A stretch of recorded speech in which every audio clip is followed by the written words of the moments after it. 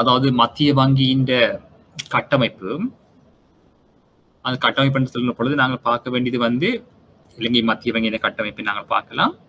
அதே போல ஐக்கிய அமெரிக்காவினுடைய மத்திய வங்கி அளிக்கப்படுகின்ற ஃபெடரல் ரிசர்வ் பேங்கினுடைய கட்டமைப்பு, அதே போல பேங்க் ஆஃப் இங்கிலாந்து, அதே போல யூரோப்பியன் சென்ட்ரல் பேங்க் சம்பந்தமான விடயங்களை நாங்கள் பார்க்க வேண்டியிருக்கின்றது. ஆகவே நாங்கள் பொதுவாக நாங்கள் மத்திய வங்கி என்று அழைக்கின்ற பொழுது இலங்கையை பொறுத்தவரை நாங்கள் அழைப்போம் இலங்கை மத்திய வங்கி. அதே போல அமெரிக்காவை பொறுத்தவரை நாங்கள் அழைப்போம் ஃபெடரல் ரிசர்வ் சிஸ்டம் என்று சொல்லி நாங்கள் அழைக்கலாம். அதே போல இங்கிலாண்டை பொறுத்தவரையில் நாங்கள் பேங்க் ஆஃப் இங்கிலாந்து என்று சொல்லி அழைக்கலாம். யூரோப்பியன் யூனியன் அது யூரோப் சொல்ல போகின்ற பொழுது யூரோப்பியன் சென்ட்ரல் பேங்க் என்று சொல்லி அழைக்கப்படும். ஆகவே பொதுவாக வந்து மத்திய வங்கி என்று நாங்கள் அழைக்கின்ற பொழுது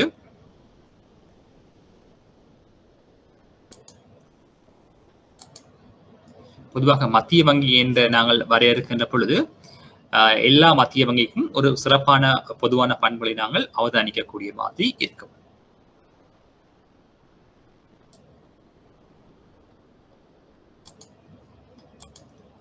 ஆகவே பொதுவாக நாங்கள் மத்திய வங்கி என்று நோக்கின்ற பொழுது இலங்கையை பொறுத்தவரையில வந்து இலங்கை மத்திய வங்கி என்று சொல்லி நாங்கள் அழைக்கின்றோம், சென்ட்ரல் பேங்க் ஆஃப் ஸ்ரீலங்கா. இங்க வந்து இந்த மத்திய வங்கிக்கு வந்து பொறுப்பாக இருப்பவர் வந்து மத்திய வங்கியினுடைய ஆளுநர் என்று சொல்லி அழைக்கப்படும், கவர்னர் என்று சொல்லி அழைக்கிறோம் நாங்கள்.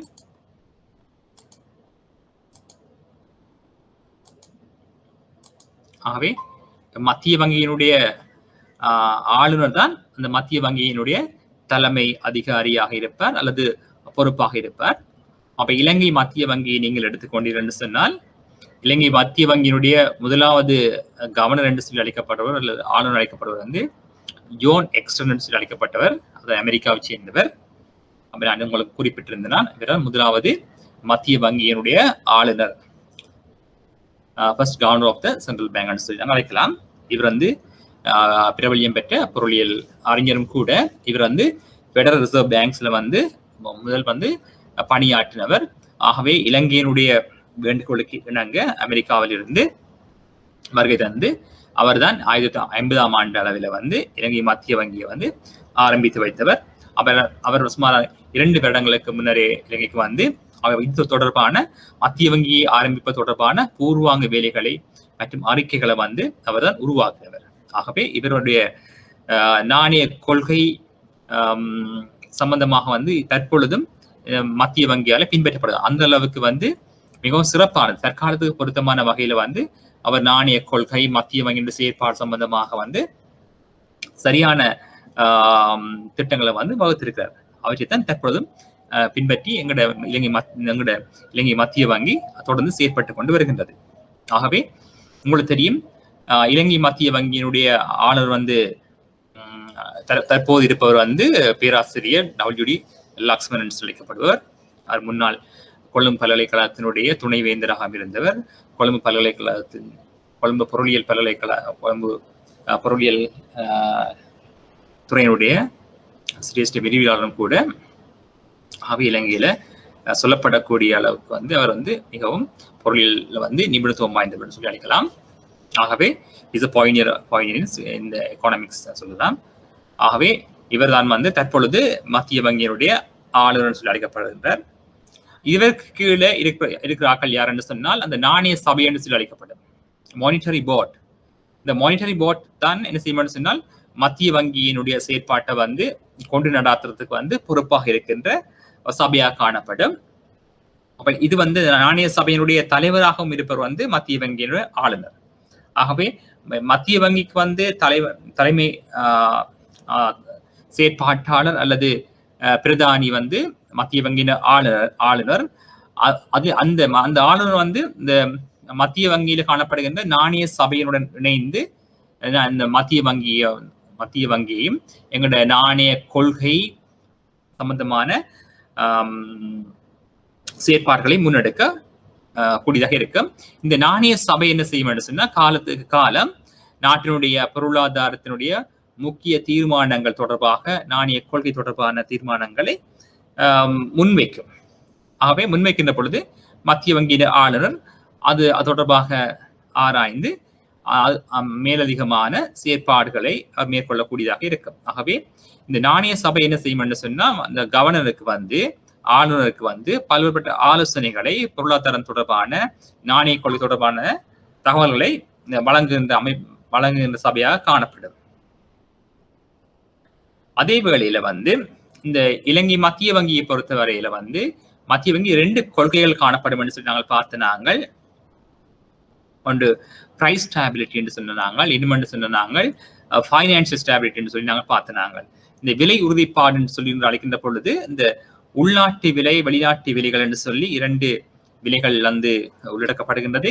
இந்த விலை உறுதிப்பாடு வந்து உறுதியாக இருக்கும் என்று சொல்லி நாங்கள் பார்த்து நாங்கள் அந்த உள்நாட்டு விலை உறுதிப்பாடு என்று சொல்கின்ற பொழுது நாட்டில பணவீக்கமானது ஒரு குறைந்த மட்டத்துல ஒரு உறுதியான நிலைமையில இருக்க வேண்டும். அதாவது நாட்டின் பொது விலை மட்டம் வந்து ஒரு குறைந்த மட்டத்துல தொடர்ச்சியாக நிலையானதாக இருக்கணும்னு சொல்லி எதிர்பார்க்கப்படுகின்றது. இதுக்கு பல்வேறுபட்ட காரணங்கள் இருக்குது. அப்ப பொருளாதாரத்தில் வந்து பணவீக்கமானது ஒரு உறுதியான நிலை இருக்கின்ற பொழுதுதான் அந்த வெளிநாட்டு முதலீட்டாளர்கள் சரி அல்லது உள்நாட்டு முதலீட்டாளர்கள் அல்லது உற்பத்தியாளர்கள் முயற்சியாளர்கள் அவர்கள் அந்த உற்பத்தி தொடர்பான தீர்மானங்களை மேற்கொள்வதற்கு உதவியாக காணப்படுகிறது. ஆகவே நாட்டில பணவீக்கமானது ஒரு உறுதியான நிலைமையில இருக்க வேண்டும். அந்த பணவீக்கம் வந்து ஒரு கட்டுப்பாட்டுகள் குறைந்த மட்டத்தில் வந்து பேண வேண்டும். பணவீக்கம் என்று சொல்கின்ற பொழுது நாட்டினுடைய பொது விலை மட்டமானது தொடர்ச்சியாக ஒரு நீண்ட காலத்துக்கு அதிகரித்து சென்றால் அது நாங்கள் பணவீக்கம் என்று சொல்லி அழைக்கின்றோம். ஆகவே இங்கே விலை மட்டமானது தொடர்ச்சியாக அதிகரிக்கின்ற பொழுது பணத்தினுடைய பெறுமதி அல்லது கொள்வனவு சக்தி அல்லது உட்பெறுமதி வந்து வீழ்ச்சி அடையும். அதாவது விலை மட்டம் அதிகரிக்கின்ற பொழுது நாட்டில் பணவீக்கம் ஏற்படுகின்றது. இந்த பணவீக்கம் ஏற்படுகின்ற பொழுது குறிப்பிட்ட பண அளவினை கொண்டு கொள்வன செய்யக்கூடிய பொருட்கள் சேவைகளின் அளவானது முன்னரை விட குறைவடைவதாக காணப்படுகின்றது. எனவே நாங்கள் குறிப்பிட்ட அளவு நாணயத்தை கொண்டு கொள்வன செய்கின்ற பொருட்களானவை கடந்த காலத்தை விட தற்பொழுது மிகவும் குறைவானதாக காணப்படுகின்றது. உதாரணத்துக்கு நான் சொல்லுவோம்னு சொன்னால் நீங்கள் உங்களோட 1000 ரூபாய் எடுத்துக்கொண்டோம்னு சொன்னால் ஒரு 10 வருடத்துக்கு முன்னர் நாங்கள் 1000 ரூபாயை கொண்டு கொள்வன செய்யக்கூடிய பொருட்களின் அளவையும் பார்க்கலாம். தற்பொழுது நாங்கள் கொள்வன செய்யக்கூடிய பொருட்களின் அளவையும் பார்க்கலாம். ஆகவே தற்பொழுது நாங்கள் பொருட்களை கொள்வன செய்கின்ற அளவு அல்லது தகுதி சக்தி 1000 ரூபாவினை கொண்டு கொள்வன செய்யக்கூடிய பொருட்கள் சேவைகளின் அளவு வந்து மிகவும் குறைவாக காணப்படுகின்றது தற்காலத்தில். ஆனால் இதற்கு ஒரு 10 வருடங்களுக்கு முன்னர் 1000 ரூபாவினை கொண்டு கொள்வன செய்யக்கூடிய பொருட்களின் அளவு மிகவும் அதிகமாக காணப்பட்டது. இதுக்கு என்ன காரணம் என்று சொன்னால் தற்பொழுது இந்த பொருட்கள் சேவைகளுடைய விலை மட்டமானது அதிகரித்த தன்மையினை காட்டுகின்றது. ஆகிய பொருட்கள் சேவைகளின் விலையானது தொடர்ச்சியாக அதிகரித்து செல்கின்ற பொழுது நாங்கள் குறிப்பிட்ட அளவு பொருட்களின் பணத்தினை கொண்டு கொள்வன செய்யக்கூடிய பொருட்களின் அளவு குறைவாக காணப்படும். எனவே நாணயத்தினுடைய கொள்வன சக்தி குறைவடையும். ஆகவே நாணயத்தினுடைய கொள்வன சக்தி குறைகின்ற பொழுது அந்த நாணயத்தினுடைய பெறுமதி வந்து குறைவடையும். இதனால தான் தற்பொழுது பார்த்தீர்கள் சொன்னால் இந்த மத்திய வங்கி வந்து நீண்ட பெரிய பெறுமதியுடைய அதாவது 5000 ரூபாய் பெறுமதியுடைய நாணயங்களை வெளியீடு செய்திருக்கின்றது. 2000 ரூபாய் பெறுமதியான நாணயத்தை வந்து வெளியீடு செய்தது. தற்பொழுது பாவனையில் இல்லை. ஆகவே இந்த 2000 ரூபாய் அந்த நாணயம் வந்து மீண்டும் பாவனைக்கு வருவதற்கான சந்தர்ப்பங்கள் இருப்பதாக அறியப்படுகின்றது. ஏற்கனவே 2000 நாணயம் புழக்கத்தில் இருந்தது. அது வந்து தற்பொழுது புழக்கத்தில் இல்லை. புழக்கத்தில் வெளியிட்டப்பட்டுள்ளது. ஆனால் மீண்டும் 2000 ரூபாய் பெறுமதியான நாணயங்கள் வந்து பாவனைக்கு வர இருக்கின்றது. அதே போல 5000 ரூபாய் பெறுமதியான நாணயம் வந்து எங்களோட பாவனையில இருக்கின்றது. ஆனால் யுஎஸ்ஐ பொறுத்தவரை சொன்னால் ஒரு ஐக்கிய அமெரிக்கா எடுத்தீங்கன்னு சொன்னால் அவர்களுடைய ஆகக்கூடிய நாணயத்துடைய பெறுமதி வந்து $100 தான் காணப்படும். Maximum is $100. ஆனா இலங்கையை பார்த்தீங்கன்னு சொன்னால் 5000 ரூபாய் பெறுமதியான நாணயத்தால நாங்க வச்சிருக்கிறோம். இதுக்கு என்ன காரணம் என்று சொன்னால் இதுக்கு என்ன காரணம் சொன்னா பொதுமக்கள் வந்து பொருட்களை கொள்வன செய்வதற்கு அதிக நாணயத்தை வந்து நாங்கள் பயன்படுத்த வேண்டியிருக்குது. அதாவது விலை மட்டம் அதிகமாக காணப்படுது. பொருட்களின் விலையானது அதிகமாக காணப்படுகின்ற பொழுது நாங்கள் அதிக அளவு நாணய பணத்தை நாங்கள் பயன்படுத்த வேண்டி வருது. அவை கூடிய அளவு நாணயத்தை வந்து நாங்கள் பயன்படுத்த வேண்டி வருது. என்னன்னு சொன்னா பொருட்களின் விலை அதிகமாக காணப்படுகின்றது.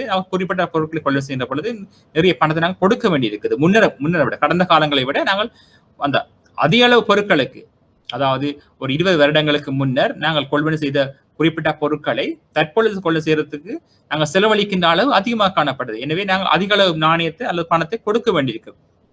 எனவேதான் இந்த அந்த பொதுமக்கள் நாணயத்துக்கான கேள்வியை அல்லது பாவனையை அதிகரித்ததன் காரணமாகத்தான் மத்திய வங்கி பார்த்தது.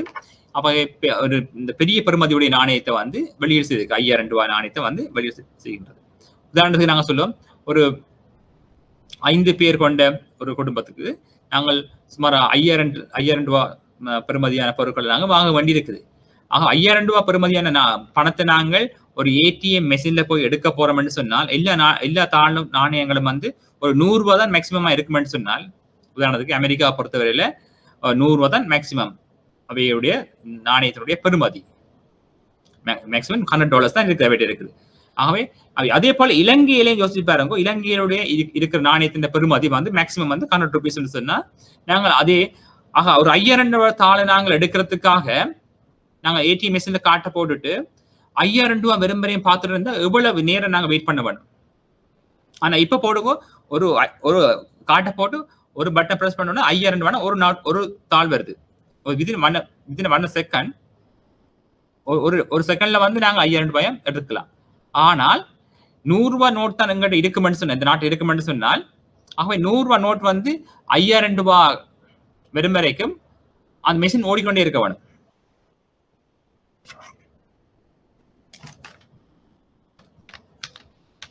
ஆகவே நாங்கள் சுமாராக 50 தாள்களை நாங்கள் எடுக்க வேண்டி வரும். 100 ரூபாய் தாள் தங்காட்டு இருக்குமென்னு சொன்னால் 50 தரம் அந்த மிஷின் ஓடிக்கொண்டு இருக்கும். ஆகவே நாணய பண புழக்கம் வந்து அதிகமாக காணப்படுது. மக்கள் அதிக அளவு நாணயத்தை கையில வச்சிருக்க வேண்டி இருக்குது. ஆகவே நாங்க அதே போல சொல்லலாம், ஒரு 100 ரூபாய் நோட்டுன்னு சொல்லுவாங்க. 100 ரூபாய் தாளை வந்து ஒரு 5000 ரூபாய்க்கு வச்சுக்கணும்னு சொன்னா ஒரு 50 தாள் வேணும் எங்களுக்கு. ஆகவே நான் 10,000 சொன்னா 100 தாளை வச்சிருக்கணும், பர்ஸ்ல வச்சிருக்க வேணும். ஆகவே பெரிய இடம் தேவை எங்களுக்கு. ஆகவே கொண்டு செல்றதெல்லாம் பெரிய இடம் தேவை. ஆனா 5000 ரூபாய் நோட்டு சொன்னா 2 தாள் கொண்டு போகலாம் 10,000 ரூபாய் பெறுமதிக்கு. ஆகவே இப்போ இலங்கையை பொறுத்த வரையில வந்து பொருட்கள் செய்யும் விலை அதிகமாக காணப்பட்டிருக்குது. கொடுக்கல் வாங்கலுக்கு அதிகமான பணத்தை செலவு செய்யணும். இதற்காகத்தான் மத்திய வங்கி என்ன செய்யுது என்று சொன்னால் 5000 ரூபாய் பெறுமதியான தாளை வந்து அச்சிட்டு வெளியீடு செய்யுது. இது நோக்கம் என்னன்னு சொன்னால், அந்த நாணயத்தை நாங்கள் ஏடிஎம் மெஷின்ல இருந்து வெளியெடுக்கிறதுக்கு, அடுத்தது ஏடிஎம் மெஷினுடைய தேய்வு பரிமாணத்தை குறைக்கிறதுக்கு, நாங்கள் பணத்தை வந்து இலகுவாக கொண்டு செல்றதுக்கும் இடநகர்த்துவதற்கும் வந்து இது வந்து இலகுவாக காணப்படுது. அதனாலதான் இந்த பெரிய பெறுமதியுடைய நாணயத்தை வந்து மத்திய வங்கி வந்து வெளியீடு செய்திருக்கு, 5000 ரூபாய் பெறுமதி நாணயத்தை வந்து. அதே போல நாங்கள் இந்த மத்திய வங்கியின் நோக்கம் வந்து பிரதான பேசிக் ஆப்ஜெக்டிவ் வந்து இருக்குது. 2 நோக்கம் இருக்கு. ஒன்று வந்து பிரைஸ் ஸ்டேபிலிட்டின்னு சொன்னாங்க, பைனான்சியல் ஸ்டேபிலிட்டின்னு சொல்லி அழைக்கலாம் நாங்கள் இங்க. அதே போல விலை உறுதிப்பாடுன்னு சொல்லுவோம் நாங்கள், நிதி உறுதிப்பாடுன்னு சொல்லி நாங்கள் அழைக்கலாம். அப்ப விலை உறுதிப்பாடு 2 விலை உறுதிப்பாடு இருக்குது. ஒன்று வந்து இந்த உள்நாட்டு விலை உறுதிப்பாடு, மற்ற வெளிநாட்டு விலை உறுதிப்பாடு. நாணய மாற்று விதத்தை வந்து உறுதியாக வச்சிருக்க வேண்டும். மற்றது அதே போல வந்து பொருளாதாரத்திலே வந்து உறுதிப்பாடு ஏற்படுத்த வேணும். அதாவது பொருளாதார வளர்ச்சி, அபிவிருத்தி, நிதிச்சந்தையில எல்லாம் நிதிச்சந்தையெல்லாம் வந்து ஒரு ஒழுங்கான நிலைமைக்கு வச்சிருக்க வேணும், கட்டுப்பாட்டுக்கு வச்சிருக்க வேணும். அடிக்கடி நிதி நிறுவனங்கள் வந்து முறிவடையக்கூடாது. ஆகவே அந்த 2 கொள்கைகளையும் வந்து பொதுவான கொள்கையாக மத்திய வங்கி வைத்திருக்கின்றது. ஆகவே மத்திய வங்கியினுடைய பிரதான நோக்கம் வந்து 2 கொள்கை. ஒன்று விலை உறுதிப்பாடு, நிதி உறுதிப்பாடு சொல்லி நிதி உறுதிப்பாட்டுகளை வந்து எங்களுடைய இந்த பொருளாதார வளர்ச்சி, அபிவிருத்தி, வேலை வாய்ப்பு எல்லாவற்றையும் வந்து மத்திய வங்கி தான் ஏற்படுத்த வேணும். ஆகவே இந்த மத்திய வங்கியினுடைய கடமைகள்ல பிரதானமானது நாணயத்தை வந்து வெளியீடு செய்யறது. இலங்கையில வந்து நாணயத்தை வந்து வெளியீடு செய்கின்ற அதிகாரத்தை வந்து மத்திய வங்கி தான் கொண்டிருக்கின்றது. மத்திய வங்கி தவிர எந்த நிறுவனம் வந்து இலங்கையில வந்து இலங்கை நாணயத்தை வந்து வெளியீடு செய்வதற்கான அங்கீகாரங்களை பெற்றிருக்கவில்லை. ஆகவே குறித்த நாட்டுல வந்து அந்த குறித்த மத்திய வங்கி மாத்திரம்தான் அந்த நாணயத்தை வந்து சட்ட ரீதியாக வந்து வெளியீடு செய்கின்ற உரிமையினை கொண்டிருக்கின்றது. ஆகவே அந்த நாணயங்களைத்தான் நாங்கள் என்ன செய்யலாம் சொன்னால் சட்ட ரீதியாக வந்து கொடுக்கல் வாங்கலுக்கு நாங்கள் பயன்படுத்தக்கூடியதாக இருக்கின்றது. ஆனா இருந்த போது நீங்கள் ஒரு பொருளியல் மாணவன் அடிப்படையில சில நாணயங்கள் வந்து அதாவது சட்ட ரீதியான நாணயங்களுக்கு மேலதிகமாக வேறு பல நாணயங்களும் கொடுக்கல் வாங்கலுக்கு பாவனைக்கு பயன்படுத்தப்படுவதை நீங்கள் கேள்விப்பட்டிருப்பீர்கள். அதாவது பிட்காயின் என்று சொல்லி அழைக்கப்படுகின்றது. பிட்காயின் வந்து அதாவது இலத்திரனியல் நாணயம் என்று சொல்லி அழைக்கப்படுகிறது. இலத்திரனியல் நாணயம். இதுல வந்து அந்த சட்ட ரீதியான நாணயத்துக்கு சவாலாக அல்லது புறம்பாக பயன்படுத்தப்படுகின்ற நாணயத்தை தான் சொல்றது இந்த பிட்காயின். உதாரணத்துக்கு பிட்காயின் அது வந்து இலத்திரனியல் நாணயம். அப்ப இந்த இலத்திரணி அதாவது குறிப்பிட்ட அந்த பிட்காயின் நீங்கள் கொள்வன செய்தால் அந்த நாணயம் வந்து உங்களுக்கு வாய்ப்பாக வச்சிருக்கப்படும். உங்களுக்கு அவர் பிட்காயின் பெறுமதி எவ்வளவு வந்து குறிப்பிடுவார்கள். அந்த நீங்கள் ஆன்லைன்ல போய் இந்த பிட்காயினை வாங்கி நீங்கள் சேமிப்பில் வைத்திருக்க வேணும். இங்க வந்து இந்த கொடுக்கல் வாங்கல் வந்து இலங்கையில வந்து ஏற்றுக்கொள்ளப்படவில்லை.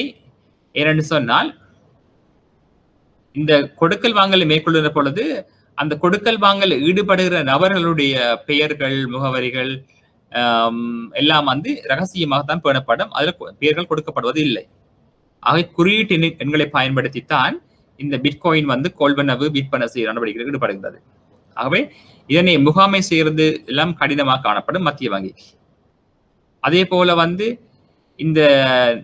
இந்த நாணய பிட்காயினை வந்து கொள்வனவு செய்து சேமித்து பணமாக மாற்று செயற்பாடுகள் வந்து முகாமை செய்யப்பட முடியாத காரணத்தால் அதாவது அவருடைய பெயர் அந்த பிட்காயினை வாங்கி வைத்திருக்கான பெயர்கள் வந்து அதுல குறிப்பிடப்படாதபடியால வந்து பல்வேறு சவால்களை ஏற்படுத்தும் என்று சொல்லி பல்வேறுபட்ட நிதி அறிஞர்கள் கூறுகிறார்கள். எப்படி என்று சொன்னால் அந்த உங்களுக்கு தெரியும் இந்த கருப்பு பணம் என்று சொல்லி அழைக்கப்படுற பிளாக் மணி எல்லாம் என்ன செய்வார்னு சொன்னால் இந்த பிட்காயின் கொள்வனவு செய்வதற்கு பயன்படுத்தி அவர்கள் வந்து நல்ல பணமாக மாற்றுவார்கள்.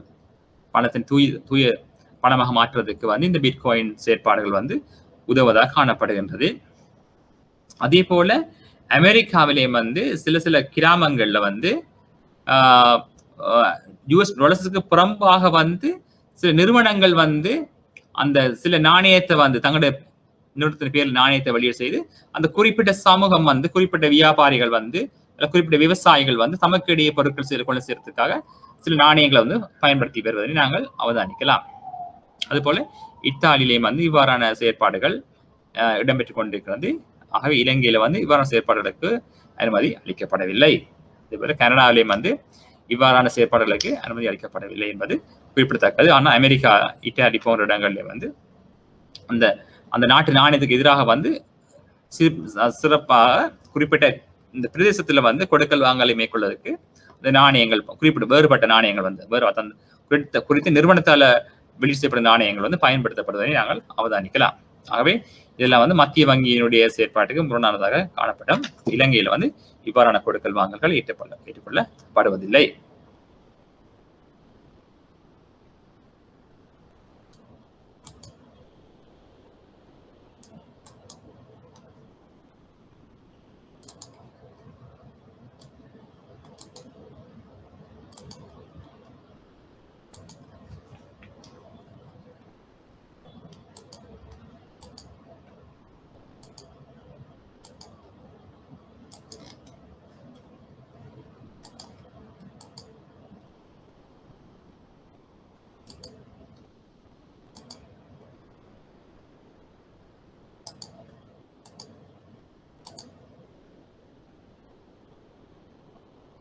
ஓகே, நாங்கள் இப்பொழுது பார்க்கலாம். இப்பொழுது நாங்கள் பார்க்க இருக்கிற விடயம் வந்து ஃபெடரல் ரிசர்வ் சிஸ்டம் சம்பந்தம் பார்க்க போறோம். ஃபெடரல் ரிசர்வ் சிஸ்டத்தை நாங்கள் பார்க்க போறோம். அதில் பார்க்க போய்க்க இங்கே பார்த்தீங்கன்னு சொன்னால் அந்த ஐக்கிய அமெரிக்காவில தான் நாங்கள் இருக்கிற ஐக்கிய அமெரிக்காவில் இருக்கிற மத்திய வங்கியத்தை நாங்கள் அழைப்போம் ஃபெடரல் ரிசர்வ் சிஸ்டம் என்று சொல்லி அழைக்கின்றோம். இந்த ஃபெடரல் ரிசர்வ் சிஸ்டத்தை பார்த்தீங்கன்னு சொன்னால் பொதுவாக வந்து இந்த ஐக்கிய அமெரிக்காவை வந்து நாங்கள் 50 மாநிலங்களாக நாங்கள் பிரிக்கலாம். அது சொல்றது ஃபெடரல்னு சொல்லுவாங்க, அது சமஷ்டி என்று சொல்லி அழைக்கப்படும். சமஷ்டி அரசாங்கம் அங்கே இருக்கும், அல்லது மாநில அரசாங்கம் அங்கே இருக்கும். அப்போ ஒவ்வொரு மாநிலத்துக்கும் வந்து ஒவ்வொரு ஆளுநர்கள் இருப்பினும், ஆகவே அந்த மாநிலங்கள் வந்து சிறப்பான சில அதிகாரங்களை கொண்டிருக்கும். அதே போல் உதாரணத்துக்கு சொல்லு நாங்கள் வாஷிங்டன் டிசி என்று சொல்லி அழைக்கப்படும். அவை அது ஒரு மாநிலமா இருக்கும். அதே போல சிகாகோ இருக்குது, லாஸ் ஏஞ்சல்ஸ் இருக்கும். ஆகவே 50 மாநிலங்களை கொண்ட ஒரு நாடு தான் நாங்கள் சொல்லுவோம், நாங்கள் ஐக்கிய அமெரிக்கான்னு சொல்லுவோம். ஆகவே இந்த 50 மாநிலங்களுக்கும் வந்து ஒரு பொதுவான வங்கியின் அழைக்கப்படுவது வந்து ஃபெடரல் ரிசர்வ் சிஸ்டம் என்று சொல்லி அழைக்கப்படுகின்றது. அது நாங்கள் மத்திய வங்கியின் அழைக்கிறதில்லை, மத்திய வங்கி தான் நாங்கள் இந்த பேர்ல கொண்டு நாங்கள் அழைக்கின்றோம். ஆகவே இந்த 50 மாநிலங்களுக்கும் வந்து பொதுவான வங்கியாகத்தான் இந்த ஃபெடரல் சிஸ்டம் இருக்குது. ஆகவே இந்த ஃபெடரல் சிஸ்டம் வந்து இதை வந்து அங்கத்துவமையாக இருக்கிற அமைப்பு வந்து பார்த்தீங்கன்னு சொன்னால் இந்த மாநிலத்தில் காணப்படுகின்ற வங்கிகள். இங்க வந்து இந்த அமெரிக்காவை பொறுத்தவரையில வந்து இந்த தனியாரும் அரசாங்கமும் சேர்ந்து தான் அமைப்பாத்தான் இந்த மத்திய வங்கி காணப்படுது. ஆனால் இலங்கையை பொறுத்தவரையில இலங்கை மத்திய வங்கியானது தனியாக அரசாங்கத்தினுடைய வங்கியை தான் காணப்படுகின்றது. அதாவது அரசாங்கத்தினுடைய உறுப்பினர்கள் அங்கே வங்கியில வந்து அங்கத்துல இருப்பினும். ஆனால் ஐக்கிய அமெரிக்காவில் வந்து பாத்தீங்கன்னு சொன்னா இந்த ஃபெடரல் ரிசர்வ் சிஸ்டத்தை பாத்தீங்கன்னு சொன்னால் அங்க தனியார் துறை இந்த பங்களிப்பு அல்லது வகிவாகம் வந்து அதிகமா இருப்பதனை நாங்கள் அவதானிக்கலாம். ஆகவே அந்த கட்டமைப்பினை நாங்கள் நோக்குகின்ற பொழுது அதனை பார்ப்போம். ஆகவே இதை பார்ப்ப நாங்கள் இந்த ஐக்கிய அமெரிக்கானுடைய சென்ட்ரல் பேங்கை நாங்கள் அழைக்கிறோம்னு சொன்னால் ஃபெடரல் ரிசர்வ் சிஸ்டம் என்று அழைக்கின்றோம். இந்த சிஸ்டத்துல வந்து பாத்தீங்கன்னு சொன்னால் இப்போ தற்பொழுது வந்து இருப்பவர் வந்து அந்த பிரசிடென்ட் வந்து பைடன். ஆகவே இந்த பைடன் என்ன செய்வார் என்று சொன்னால் இவர் தான் வந்து இந்த மத்திய அந்த ஃபெடரல் ரிசர்வ் சிஸ்டத்தின் வந்து தலைவரை வந்து அதாவது கவர்னரை வந்து தீர்மானிக்கின்ற ஒரு அதிகாரத்தில் இருப்பார். அதாவது ஐக்கிய அமெரிக்கானுடைய தலைவர் பிரசிடென்ட் தான் என்ன செய்வார்னு சொன்னால் அந்த சேர்மனை வந்து அந்த ஐக்கிய அமெரிக்கா அந்த மத்திய வங்கியுடைய சேர்மனை வந்து நியமிப்பார். ஆகவே இதுல வந்து இதுல பாத்தீங்கன்னு சொன்னால் 7 மெம்பர்ஸ் இருப்பினும் போர்ட் ஆஃப் கவர்னர்ஸ் சொல்லி எங்களுடைய இலங்கை மத்திய வங்கி பாத்தீங்கன்னு சொன்னா ஒரு கவர்னர் இருப்பார். ஆனால் இங்க பாத்தீங்கன்னு சொன்னால் 7 மெம்பர்ஸ் 7 பேர்களை கொண்ட ஒரு போர்டு இருக்கு. சொல்றது போர்ட் ஆஃப் கவர்னர்ஸ் சொல்லி அழைக்கப்படும். அந்த போர்ட் ஆஃப் கவர்னர்ஸ்ல வந்து 7 பேர் வந்து அதுல அங்கத்துவம் வகிப்பார்கள். இந்த 7 பேரையும் வந்து நியமிக்கிறது யாருன்னு சொன்னால் அந்த நாட்டினுடைய தலைவர் இந்த பிரசிடென்ட் என்ன செய்வார்னு சொன்னால் 7 உறுப்பினர்கள் கொண்ட ஒரு சபையை ஆளுநர் சபையை வந்து அவர் வந்து நியமிப்பார். இதுக்கெல்லாம் வந்து பொறுப்பா இருப்பவர் வந்து அதிகாரங்களை கொண்டிருப்பவர் வந்து இந்த நாட்டினுடைய ஜனாதிபதி பிரசிடென்ட்.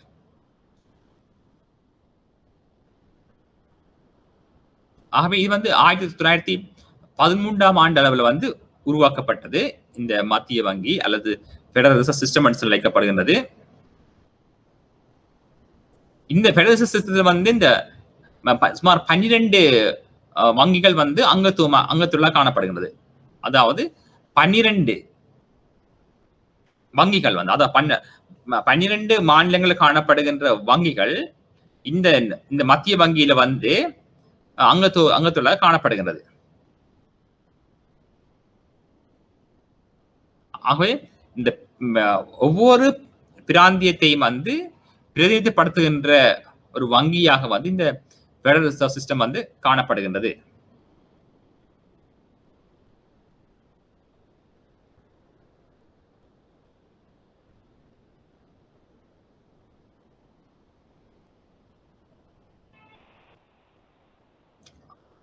ஆகவே ஒவ்வொரு அங்கத்துவ காணப்படுகின்ற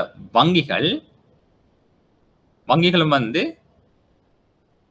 அந்த நாட்டில் காணப்படுகின்ற அந்த நாட்டில் மேற்கொள்ளப்படுகின்ற அந்த நாணய கொள்கை சம்பந்தமான தீர்மானங்கள் எடுக்கிறத வந்து பாரிய பங்கினை வகிப்பதை நாங்கள் அவதானிக்கக்கூடிய மாதிரி இருக்கு. இந்த படத்துல பாத்தீங்கன்னு சொன்னால் முதலாவது அந்த நாட்டினுடைய ஜனாதிபதி இருப்பார். அந்த ஜனாதிபதி என்ன செய்வார் சொன்னால் 7 உறுப்பினர்களை வந்து அவர் அந்த ஆளுநர் சபைக்கு வந்து தெரிவு செய்வார். அந்த ஆளுநர் சபை என்ன செய்யும் சொன்னால் அந்த நாட்டில வந்து காணப்படுகின்ற நாணய வெளியீடு மற்றும் நாணய கொள்கை சம்பந்தமான தீர்மானங்களை மேற்கொள்வதில் முக்கியத்துவம் வந்து காணப்படுவார்கள். இந்த பெடரல் சிஸ்டத்தை வந்து உறுப்பினர் காணப்படுகின்ற 12 வங்கிகள் காணப்படுகின்றது. இவை வந்து அந்த நாட்டினுடைய காணப்படுகின்ற பிராந்திய வங்கிகளாக வந்து காணப்படும். ஆக பிராந்திய வங்கிகளினுடைய பங்களிப்பு இந்த மத்திய வங்கியில வந்து இந்த பெடரல் சிஸ்டத்துல வந்து பாரிய பங்களிப்பினை வகிப்பதாக காணப்படுகின்றது. இது வந்து இலங்கை மத்திய வங்கிக்கு வந்து மிகவும் வித்தியாசமான வங்கியாக வந்து இது செயல்படுகின்றது.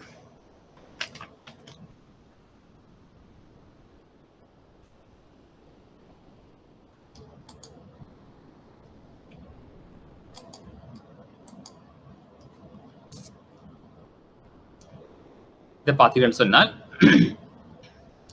இந்த மத்திய வங்கியில் வந்து 2 கொள்கைகள் வந்து பின்பற்றப்படுது. ஒன்று வந்து இந்த பாலிசி டூல்ஸ் அழைக்கப்படும் பாலிசி டூல்ஸ், அதாவது இந்த நாணய கொள்கையை வந்து நடைமுறைப்படுத்துவதற்கு கையாளப்படுகின்ற கருவிகள் என்று சொல்லி அழைக்கலாம். அதே போல பெடரல் சிஸ்டம் என்று அழைக்கப்படுது. அந்த மத்திய வங்கியில பின்பற்றப்படுகின்ற நடைமுறைகள் பார்க்கலாம். இந்த நாணய கொள்கை என்று கொள்கின்ற பொழுது இந்த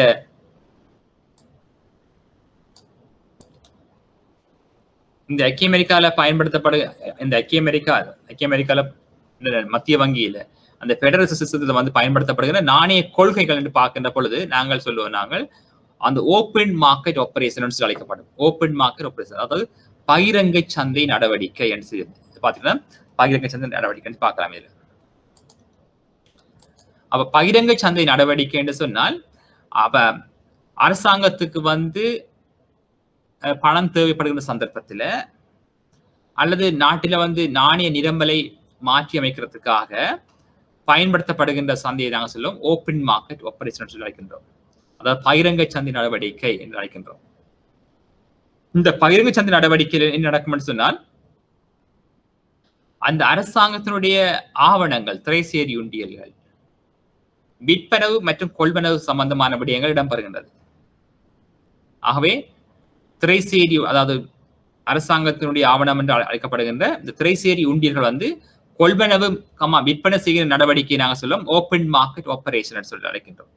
இந்த ஓப்பன் மார்க்கெட் ஆபரேஷன் ஊடாக வந்து நாட்டினுடைய பண நிரம்பல்ல வந்து நாங்கள் மாற்றத்தை ஏற்படுத்தலாம். அதாவது உங்களுக்கு தெரியும், திரைசேரி உண்டியல வந்து மத்திய வங்கி வந்து விற்பனை செய்கின்றது பொதுமக்களுக்கும் மற்றும் ஏனைய நிறுவனங்களுக்கும். உதாரணமாக நாங்கள் வங்கி கருதுவோம். அரசாங்கம் வந்து திரைசேரி உண்டியில வந்து பொதுமக்களுக்கு வந்து விற்பனை செய்கின்ற பொழுது அல்லது நிறுவனங்களுக்கும் விற்பனை செய்கின்ற பொழுது அல்லது வங்கிகளுக்கு விற்பனை செய்கின்ற பொழுது அந்த பொதுமக்களும் அந்த நிறுவனங்களும் அந்த திரைசேரி உண்டியில கொள்வன செய்வார்கள். கொள்வன செய்கின்ற பொழுது அந்த கொள்வன செய்வதற்கு பதிலாக வந்து பணத்தினை வந்து இந்த மத்திய வங்கி செலுத்துவார்கள். ஆகவே மத்திய வங்கிக்கு பணமானது பொதுமக்களிடமிருந்து நிறுவனங்களிடமிருந்து வருகின்ற பொழுது அந்த சுற்றோட்டத்தில் காணப்படுகின்ற பணத்தினுடைய அளவு குறைவடையும். அந்த சுற்றோட்டத்தில் காணப்படுகின்ற பணத்தினுடைய அளவு குறைகின்ற பொழுது நாட்டில வந்து பொதுவிலை மட்டம், அதாவது நாட்டில பண நிரம்பல் செய்ய பார்க்க மட்டும்தான் குறையும். என்ன சொன்னா பொதுமக்களுடைய கைகள்ல அல்லது புழக்கத்துல அல்லது சுற்றோட்டத்துல அல்லது வங்கிகள்ல பணங்கள் குறைகின்ற பொழுது நாட்டில வந்து இந்த பண நிரம்பலின் அளவு மணி சப்ளை என்ன செய்ய பார்க்க முடிச்சுன்னா குறைவடையும். நாட்டில பண நிரம்பல் குறைகின்ற பொழுது பொதுவிலை மட்டம் குறைவடைய பார்க்கும். பண நிரம்பல் குறைகின்ற பொழுது பொதுமக்களின் கையில் உள்ள காசு அல்லது அளவு குறைவடையும்.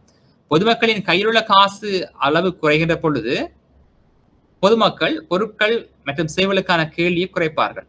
இவ்வாறு குறைக்கின்ற பொழுது பொருட்களுக்கான கேள்வி குறைகின்ற பொழுது விலை மட்டம் குறைவடையும். விலை மட்டம் தொடர்ந்து குறைவடைகின்ற பொழுது நாட்டில் வந்து பணவீக்க நிலைமை குறைவடையும். இது வந்து நாணய கொள்கையின கருவிகள் என்று அழைக்கப்படும். monetary policies tools, monetary policies tools என்று அழைக்கப்படும். அதே போல இந்த ஓப்பன் மார்க்கெட் ஆபரேஷன்ல வந்து அரசாங்கம் விற்பனை செய்த மத்திய வங்கி விற்பனை செய்த ஒன்றியர்கள் ஆவணங்களை வந்து திருப்பி பொதுமக்களிடமிருந்து கொள்வனை செய்யும், வங்கியிலிருந்து கொள்வனை செய்யும். இப்படி கொள்வனை செய்கின்ற பொழுது பண நிரம்பலில் மாற்றம் ஏற்படும். எவ்வாறுன்னு சொன்னால், ஏற்கனவே விற்பனை செய்யப்பட்ட இந்த திரைசேரி உண்டியில வந்து அரசாங்கம் பொதுமக்களிடமிருந்தும் வங்கியிடமிருந்து கொள்வனை செய்கிற பொழுது பணமானது மத்திய வங்கியில இருந்து பொதுமக்களுக்கு செல்லும். ஏனென்றால் மத்திய வங்கி உண்டியர்களை வந்து பொதுமக்களிடமிருந்து வாங்குது. அப்ப உண்டியலை வாங்கினா திரைசேரி உண்டியலை கொள்வனை செய்தால் அதுக்கு பதிலாக வந்து அரசாங்கம் சொன்ன அந்த பணத்தை கொடுக்க வேண்டி வரும். ஆகவே பணம் என்ன செய்யும், மத்திய வங்கியிடமிருந்து பொதுமக்களுக்கு செல்லும், மற்ற வங்கியில் செல்லும். இவ்வாறு பணமானது மத்திய வங்கியிடமிருந்து பொதுமக்களுக்கு செல்கின்ற பொழுது நாட்டில அல்ல சுற்றோட்டத்தில் வந்து பணத்தின் அளவு அதிகரிக்கும். ஆகவே சுற்றோட்டத்தில் பணத்தின் அளவு அதிகரிக்கின்ற பொழுது நாட்டில் பண நிரம்பல் கூடும். ஆகவே இந்த ஓப்பன் மார்க்கெட் ஆபரேஷன் வந்து நாட்டில் பண நிரம்பலில் மாற்றத்தை ஏற்படுத்துவதற்கு பயன்படுத்தப்படுகின்ற ஒரு கருவியாக கொள்ளப்படுகின்றது. அதே போல வந்து மத்திய வங்கி என்ன செய்யும் சொன்னால் இந்த நாணய ஒதுக்கங்களை மாற்றி அமைக்கும். அதாவது இந்த கேஷ் ரிசர்வ் ரேஷியோன்னு சொல்லி அழைக்கப்படும், அல்லது ஃபெடரல் ரிசர்வ் ரேஷியோ அழைக்கப்படும், அல்லது சட்டப்படியான ஒதுக்கு வீதம், அல்லது காசு ஒதுக்கு வீதம் போன்றவற்றை வந்து மத்திய வங்கி மாற்றி அமைக்கலாம். மத்திய வங்கி இந்த காசு ஒதுக்கு வீதங்களை வந்து சட்டப்படியான ஒதுக்கு வீதங்களை வந்து மாற்றி அமைக்கிறது ஊடாக நாட்டில் வந்து கடன்களை கட்டுப்படுத்தலாம். நாட்டில் நாணய நிரம்பலை கட்டுப்படுத்தக்கூடிய மாதிரியான அமைப்பு முறை இங்கே காணப்படுகிறது.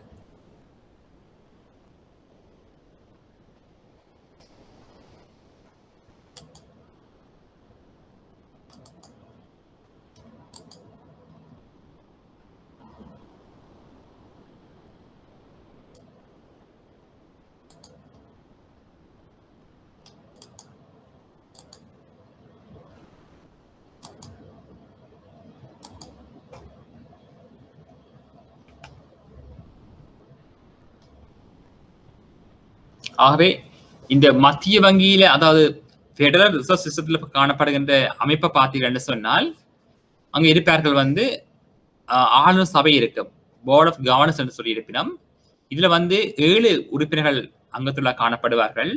அந்த 7 உறுப்பினர்களையும் பார்த்தீங்கன்னு சொன்னால் அதுல வந்து பார்த்தீங்கன்னா அங்க தலைவர் இருப்பார். தலைவர் வந்து யாரை நியமிக்கிறேன்னு சொன்னால் அந்த நாட்டினுடைய ஜனாதிபதி தான் நியமிப்பார். அது நியமிக்கப்பட்ட பின்னர் வந்து அந்த நியமனத்தை வந்து அந்த நாட்டினுடைய செனட் சபை வந்து ஏற்றுக்கொள்ள வேண்டும். ஏற்றுக்கொள்ளப்பட்ட பின்னர் தான் அந்த கவர்னர் வந்து கவர்னர் செய்யப்பட முடியும்.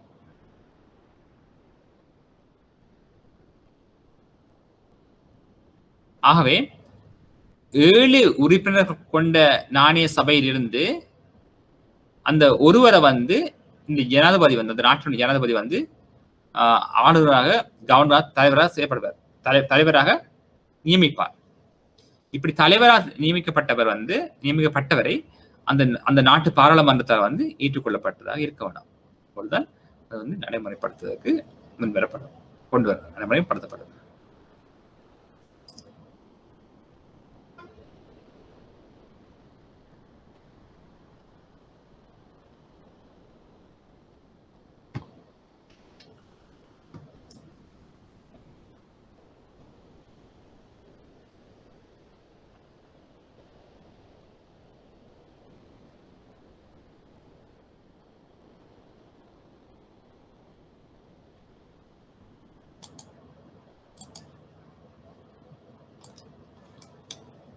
ஆகவே இந்த பெடரல் ரிசர்வ் சிஸ்டம் வந்து எப்படி இருக்கும்னு சொன்னா, அதாவது தனியார் துறையினரையும் அரசாங்க துறையினரையும் வந்து இணைந்த அமைப்பாகத்தான் இந்த சிஸ்டம் காணப்படும். அரைவாசிக்கு பொதுமக்களுடைய நிறுவனமாகவும், அதே போல வந்து தனியார் கம்பெனிகளுடைய நிறுவனமாகவும் இது வந்து செயற்படுவதை நாங்கள் அவதானிக்கக்கூடிய மாதிரி இருக்கோம். இது வந்து முழுமையாக வந்து அரசாங்கத்தினுடையதாகவோ இருக்க மாட்டாது. இதுல வந்து தனியாருடைய பங்களிப்பும் வந்து இந்த சிஸ்டத்துல காணப்படும்.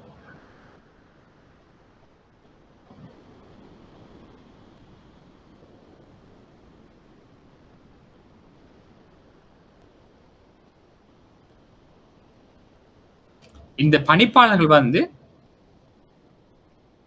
துறைசார் வல்லுநராக காணப்படுவார்கள்.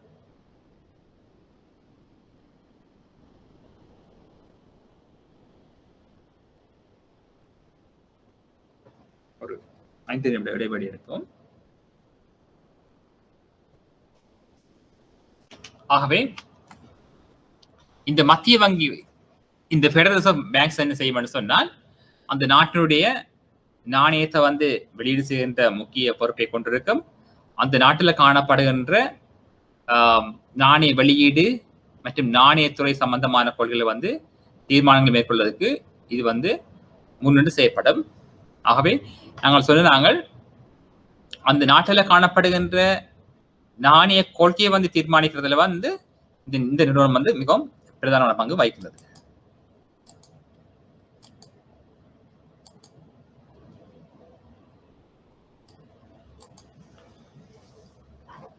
நாங்கள் கடந்த வகுப்பிலையும் பார்த்து நாங்கள் அந்த கடனாக்கத்தை வந்து நான் விளங்கப்படுத்த வேண்டியிருக்குது. பார்ப்போம்.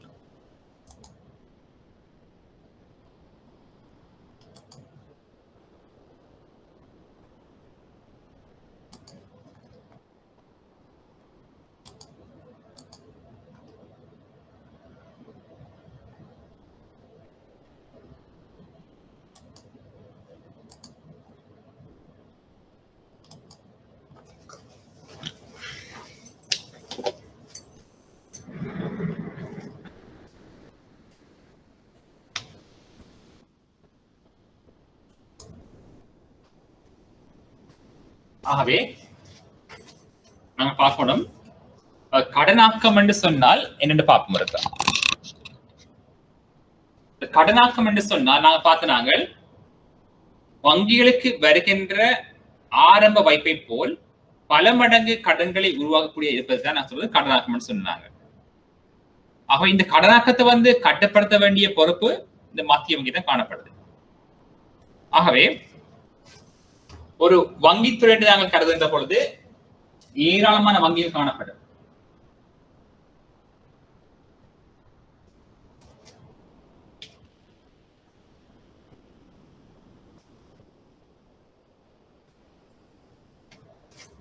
ஆகவே இது வந்து வங்கித்துறை A, B, C, D என்று அழைப்போம்.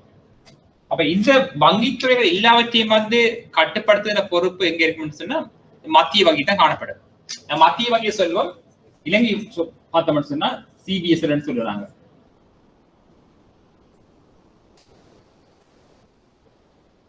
ஆகவே அல்லது நாங்க சொல்லுவோம் bank of England, bank of England. அதே போல European reserve central bank, European central bank.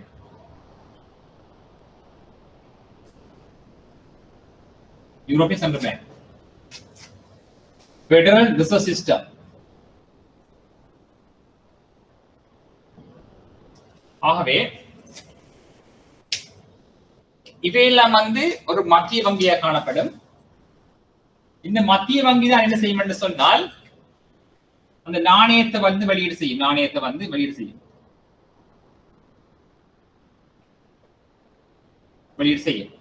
ஆனால் இந்த நாணயத்தை வந்து வெளியீடு செய்கின்ற பொழுது நாட்டில பண நிரம்பல் மாற்றம் அடையும்.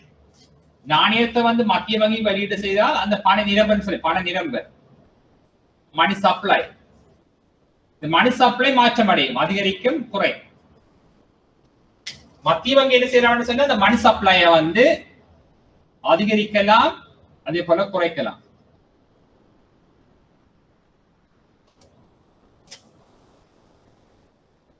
மத்திய வங்கி புதிய நாணயங்களை வந்து அச்சிட்டு வெளியீடு செய்கின்ற பொழுது பண நிரம்பல் கூடும். ஆனால் இந்த மத்திய வங்கி என்ன செய்யலாம் என்று சொன்னால் நாணய நிரம்பல் குறைக்கலாம், பண நிரம்பல் குறைக்கலாம். ஆகவே மத்திய வங்கிக்கு வந்து அதிகாரம் இருக்குது, நாணயத்தை வந்து அச்சிட்டு வெளியிடுறது அதிகாரம் இருக்குது. அப்ப மத்திய வங்கி நாணயத்தை வெளியீடு செய்து நாட்டில் பணங்களை கூட்டலாம். ஆனால் இந்த வணிக வங்கிகள், வணிக வங்கிகள் கமர்ஷியல் பேங்க்ஸ், ஒன்றுக்கு மேற்பட்ட வணிக வங்கிகளை கொண்ட அமைப்பை நாங்கள் சொல்றது வந்து வங்கித்துறை என்று சொல்லி அழைப்போம். நாங்கள் பேங்கிங் சிஸ்டம் என்று சொல்லி அழைக்கிறோம். நாங்கள் ஒரு வங்கி இருந்தா அது நாங்கள் சிஸ்டம் என்று சொல்றது இல்லை, துறை என்று சொல்றது இல்லை. ஆகவே ஒன்றுக்கு மேற்பட்ட வங்கிகள் காணப்பட்டால் அதை நாங்கள் சொல்லுவோம் வங்கித்துறை அல்லது பேங்கிங் சிஸ்டம் என்று சொல்லி அழைக்கின்றோம். இந்த வணிக வங்கிகள் நாட்டில் பண நிரம்பலை அதிகரிக்க செய்யும். இப்ப ஆகவே இவை என்ன செய்யணும்னு சொன்னா இந்த பண நிரம்பலை வந்து அதிகரிக்க செய்யுமா, மணி சப்ளை கூட்டுமா. சென்ட்ரல் பேங்கும் மணி சப்ளையை கூட்டலாம், அது தெரியும் உங்களுக்கு. அந்த நாணயத்தை வந்து வெளியீடு செய்யலாம். ஆனால் இந்த கமர்ஷியல் பேங்க்ஸ் வந்து நாணயத்தை வந்து வெளியீடு செய்ய முடியாது. ஆனால் நாட்டில் பண நிரம்பலை அதிகரிப்பை ஏற்படுத்த முடியும். கேள்வி எதிர்பார்க்கலாம், கேள்வி கேட்கப்படலாம் உங்கள்கிட்ட இருந்து. மத்திய வங்கியானது நாணயத்தை வெளியீடு செய்கின்ற அதிகாரத்தினை கொண்டிருக்கின்ற பொழுது நாட்டில் பண நிரம்பலில் மாற்றத்தை ஏற்படுத்த முடியும்.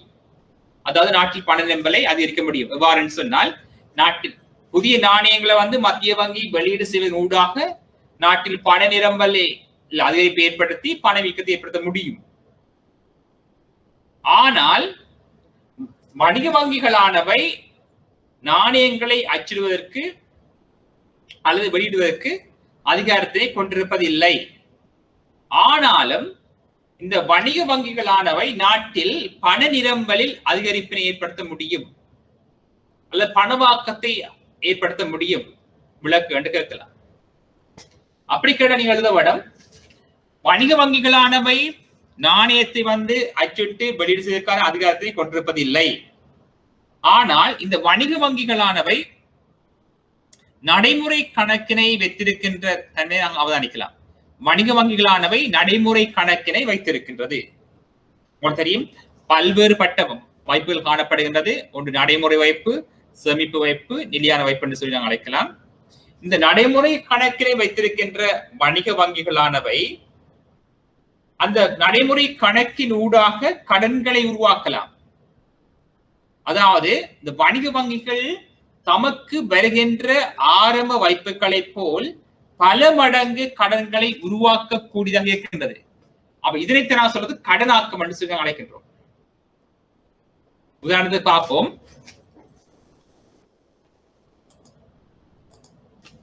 உதாரணத்துக்கு ஏ என்ற வங்கியை நாங்கள் எடுத்துக்கொள்கின்றோம். ஏ என்ற வங்கி இருப்பாங்க. இந்த ஏ என்ற வங்கியை நாங்கள் அவதானித்தோம் சொன்னால், ஏ என்ற வங்கிக்கு வருது வந்து $100 வருதுன்னு சொல்லுறாங்க. $100 வைப்பா வருது. வைப்பு டிபாசிட்ஸ், டிமாண்ட் டிபாசிட் தான் வருது. இந்த காசோதைக்கு வீதம் வந்து 10% என்று அழைக்கப்படுது. காசோதைக்கு வீதம் வந்து 10%. ஆக இதுல கருத்து என்னன்னு சொன்னால், வங்கிக்கு வருகின்ற வைப்புகளில் 10% வங்கி அந்த வங்கியிலேயே காசா வச்சிருக்க வேண்டும். காசு ஒதுக்கி வீதம், கேஷ் ரிசர்வ் ரேஷியோ என்று அழைப்போம் நாங்கள். அதை கேஷ் ரிசர்வ் ரேஷியோ 10%. ஆகவே 100க்கு 10% அவதானிச்சு அது நாங்கள் போடணும் $10. ஆகவே வந்த வைப்பில வந்து 10 வச்சுக்கொண்டு ரிசர்வ் வச்சுக்கொண்டு மீதியை கடனா கொடுக்கலாம். ஆகவே மீதியை கடனா கொடுக்கணும் சொன்னா, ஆகவே கடன் எவ்வளவு 10 மன்னிக்கணும், கடன் வந்து மீதி. ஆகவே 100ல 10 போனா 90 வந்து கடனா கொடுக்க போகுது. ஆகவே இந்த கடன் வந்து 90 மாறுது. வங்கிக்கு வந்த வைப்பு 100, காசோதுக்கு வீதம் 10% சொன்னா 10, 100க்கு 10% 10, மிகுதியை வந்து கடனா கொடுக்குது.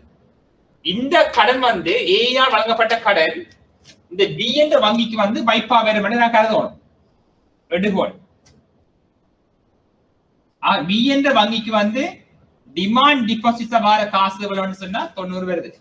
அதாவது இந்த வங்கியால வழங்கப்பட்ட கடன், இந்த வங்கியினால் வழங்கப்பட்ட கடன் இந்த பி என்ற வங்கிக்கு வைப்பாக வருது கடன் ஒண்ணாங்க. அதை எடுக்கும் பி என்ற வங்கி என்ன செய்யும் சொன்னால் தமக்கு வந்த 90ல 10 வீதத்தினை வந்து 10 வீதத்தை காசாக வச்சிருக்க வேண்டும். கேஷ் ரிசர்வ்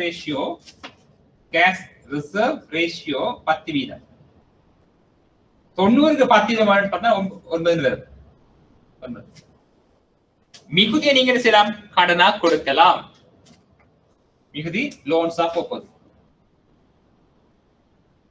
81 கடனா போகுது.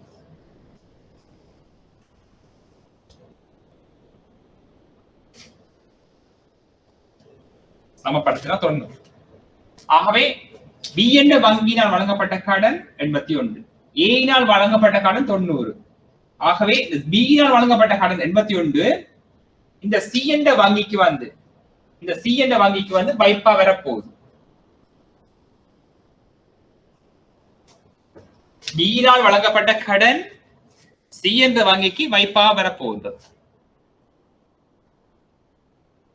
ஆகவே இந்த வங்கிக்கு வர வைப்பு என்ன பெறுமதியை பார்ப்போம்.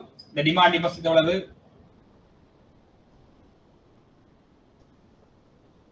81 வருதுங்க. இந்த 81ல வந்து கேஷ் ரிசர்வ் ரேஷியோ 10 வீதம். ஆகவே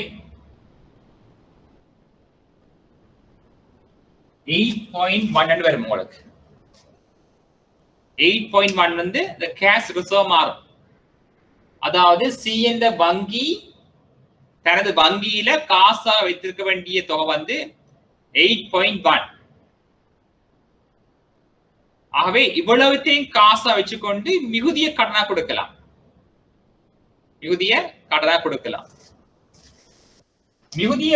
கொடுக்கிறது லோன்.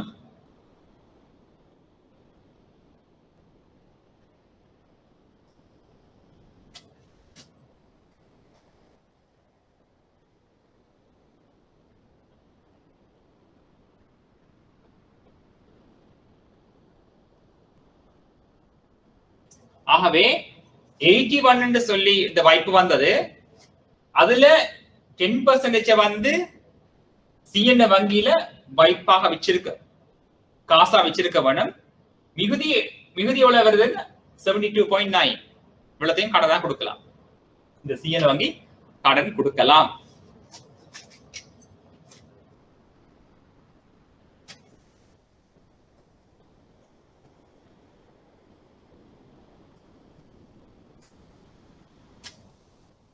ஆகவே சி என்ற வங்கியால வழங்கப்படுகின்ற கடன் இந்த டி என்ற வங்கியில வைப்பாக வரும்.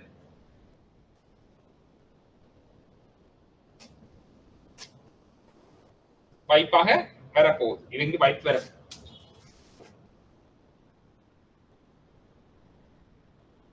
72.9.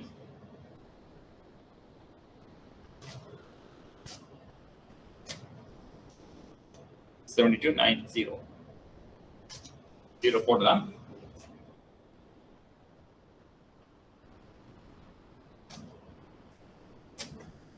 ஆகவே இந்த டி என்ற வங்கி என்ன செய்யும் என்று சொன்னால் இந்த வைப்பில வந்து 10% டி என்ற வங்கி காசா வச்சிருக்கும்.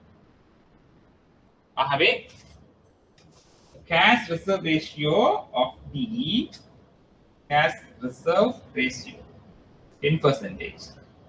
7.29 வந்து என்ன இருக்கும்? அந்த கேஷ் ரிசர்வா இருக்க போது டி என்ற வங்கியில இருக்க போது. இவ்வாறு இருந்தால் இந்த டி என்ற வங்கியோட கடன் கொடுக்கலாம்னு பார்க்கணும். நீங்கள்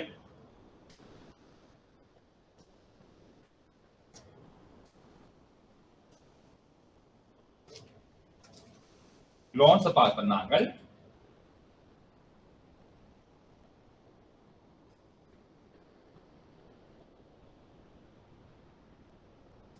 65.61.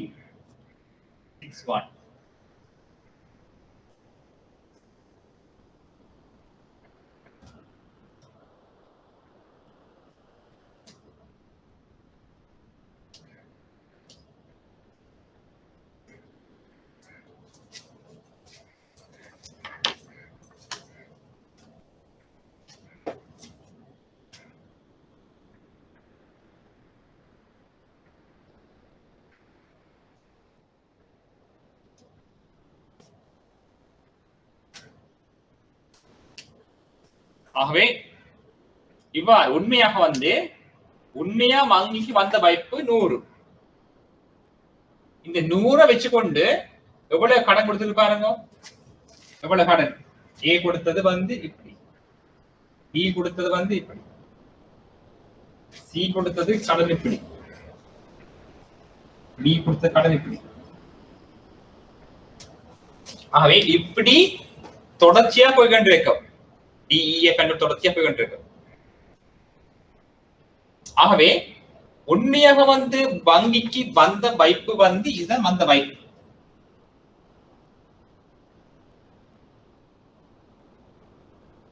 இந்த வைப்பை வச்சுக்கொண்டுதான் இப்படி நிறைய கடன் கொடுத்திருக்குது இந்த வணிக வங்கிகள். ஆகவே வணிக வங்கிகளுக்கு வருகின்ற ஆரம்ப வைப்பு எவ்வளவு? 100. இந்த ஆரம்ப வைப்பை போல் இந்த வணிக வங்கிக்கு வந்த ஆரம்ப வைப்புகளை போல் பல மடங்கு கடன்களை உருவாக்கக்கூடிய இருப்பதைத்தான் சொல்றோம் கடனாக்கம் சொல்லி கருதுகின்றோம். ஆகவே திருப்பி கவனிப்போம் இருக்கா? ஏபிசிடி என்ற வங்கி இருக்குது. இந்த வங்கிக்கு வந்த வைப்பு 100. இந்த காசொதுக்கி வீதம் 10%. வந்த வைப்புல காசொதுக்கி வீதம் 10 வச்சுக்கோங்க. 10 வீதம் சொன்னா 10 வச்சுக்கொண்டு மீதிய 90 கடன் கொடுக்குது ஏ என்ற வங்கி. ஏ கொடுத்த கடன் பி என்ற வங்கிக்கு ஆரம்ப வைப்பா வருகின்றது. ஆக பி என்ற வங்கி என்ன செய்ய 10% இந்த வங்கியில வச்சுக்கொண்டு மிகுதிய கடனா கொடுக்குது. 10% 9, இதுக்கு 90க்கு 9 மீதி கடனா கொடுக்குது. இந்த வங்கி பி கொடுக்கிற கடன் சி என்ற வங்கிக்கு ஆரம்ப வைப்பாக வருகின்றது 81. ஆகவே இந்த சி என்ற வங்கி என்ன செய்யும் சொன்னால் அந்த வைப்பில 10% காசா வச்சிருக்கு 8.1 சொல்லி மிகுதி என்ன செய்யும் சொன்னா கடனா கொடுக்குது 72.90 வருது. பிறகு இந்த கடன் இங்க வைப்பாக வருது. டி என்ற வங்கி என்ன செய்யும் சொன்னா 10% காசா வச்சுக்கொண்டு மிகுதி கடனா கொடுக்குது. இதுதான் சொல்றது கடனாக்கம் அல்லது பணவாக்கம் சொல்லி அழைக்கின்றோம். அதாவது மத்திய வங்கி மட்டும்தான் நாணயத்தை அச்சிட்டு வெளியீடு செய்து நாட்டில் பண நிரம்பலை மாற்றத்தை ஏற்படுத்தலாம் என்று நாங்கள் கருதினாலும் இந்த வணிக வங்கிகள் என்ன செய்யும் என்று சொன்னா இந்த நடைமுறை கணக்கினூடாக வைப்புகளை உருவாக்கி கடன்கள் மூலம் வைப்புகளை உருவாக்கும். கடன்கள் மூலம் பல்வேறுபட்ட கடன்கள் உருவாக்கும். அதாவது வணிக வங்கிக்கு வருகின்ற ஆரம்ப வைப்புகளை போல பல மடங்கு கடன்களை உருவாக்கும். கடன்கள் அதிகரிச்சா என்ன நடக்கும் சொன்னா கடனாக்கம் ஏற்படும். சொல்றதுனால கிரெடிட் கிரியேஷன் சொல்லுவாங்க அழைப்பு நாங்கள். ஆகவே கடனாக்கம் கிரெடிட் கிரியேஷன் கடனாக்கம் அதிகரிக்கின்ற பொழுது நாட்டில் பணவாக்கம் அதிகரிக்கும். பணவாக்கம் அதிகரிக்கின்ற போது நாட்டில் பண நிரம்பு அதிகரிக்கும். பண நிரம்பு அதிகரித்த நாட்டில் பணவீக்கம் ஏற்பட வாய்ப்புகள் இருக்கிறது சொல்லி நாணய கொள்கை சொல்லப்படும். ஆகவே மத்திய வங்கிக்கு சமனாக இந்த வணிக வங்கிகளும் நாட்டில் கடனாக்கம் பணவாக்கத்தை ஏற்படுத்துறதுல பெரிய பங்களிப்பை மேற்கொள்கிறது. ஆகவே தெளிவாக உங்களுக்கு ஆரம்ப வைப்பு உங்களுக்கு கேள்வி கேட்கலாம் அப்படின்னு சொன்னா கேள்வி கேட்கலாம் உங்களிடம் இருந்து கவனிக்கும்.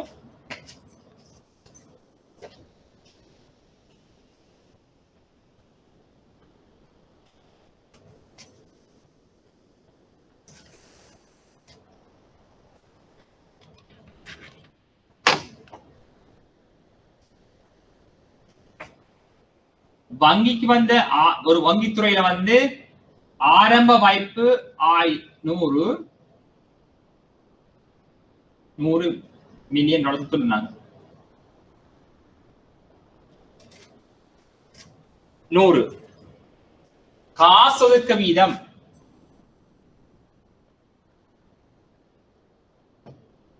10% சொல்லுவார்கள்.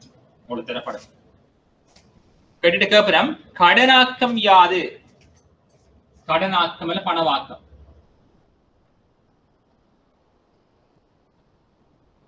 இல்ல பணவாக்கம் கேட்கலாம்.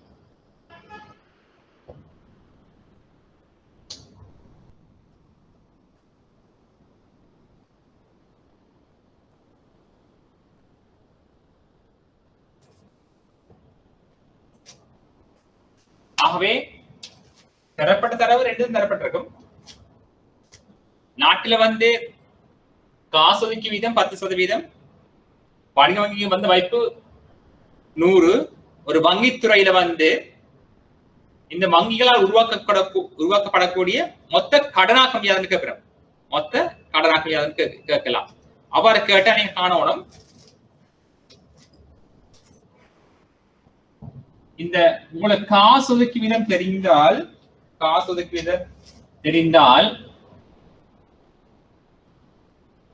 வீதம் தெரியும் உங்களுக்கு 10%. ஆகவே இது தெரிந்தீங்க செய்யலாம்னு சொன்னால் கடனாக்க பெருக்கியை காணணும். நீங்க கடனாக்க பெருக்கி கே காணணும். கே கண்டுபிடிக்க வரும். கே என்பது 1/r என்று வரும் உங்களுக்கு. 1/r. R என்பது இந்த கேஷ் ரிசர்வ் ரேஷியோ.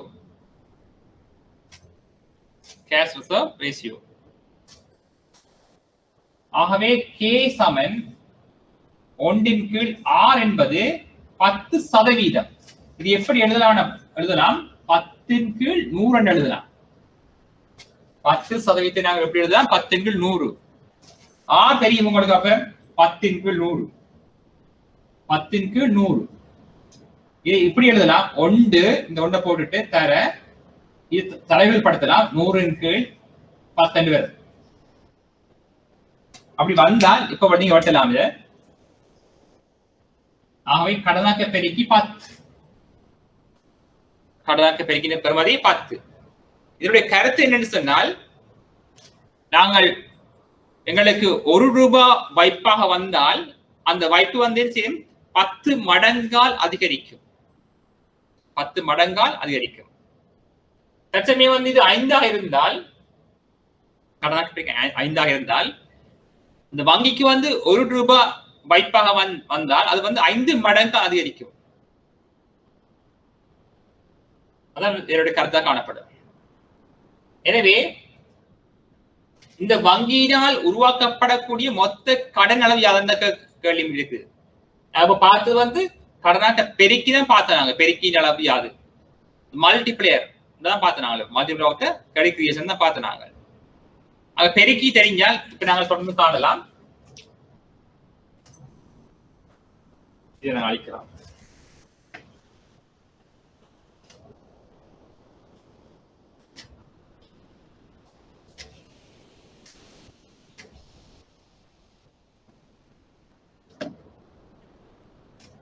ஆகவே கடனாக்கம் அல்ல. இப்ப பார்ப்போம் மொத்த வைப்பு. பார்ப்போம் மொத்த வைப்பு. Total deposits.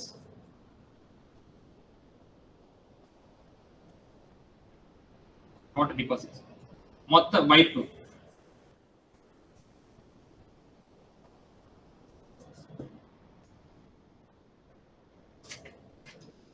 ஆகவே மொத்த வைப்பு எப்படி பார்க்கலாம் சொன்னால், ஆரம்ப வைப்பு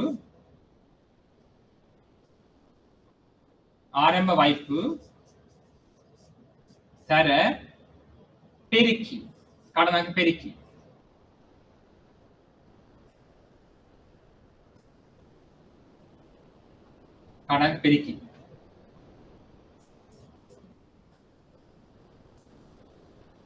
அப்ப ஆரம்ப வைப்பு தெரியும் உங்களுக்கு 100. ஆரம்ப வைப்பு 100.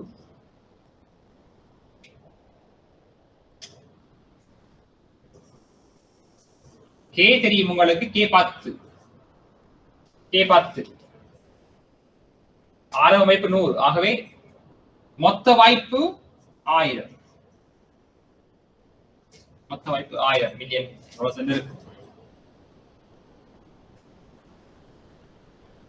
இப்ப பார்க்கணும் மொத்த கடன் பார்க்கணும். மொத்த கடன் அளவு யார் பார்க்கணும்? மொத்த கடன் அளவு,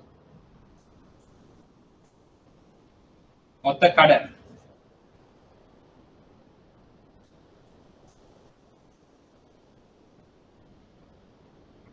அது எப்படி பார்க்கலாம்னு சொன்னால், மொத்த வைப்பில் இருந்து மொத்த வைப்பு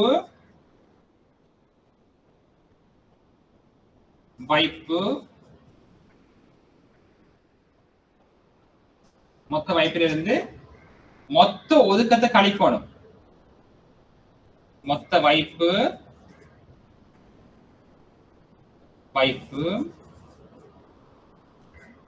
சாய மொத்த ஒதுக்கம், மொத்த காசு ஒதுக்கம்.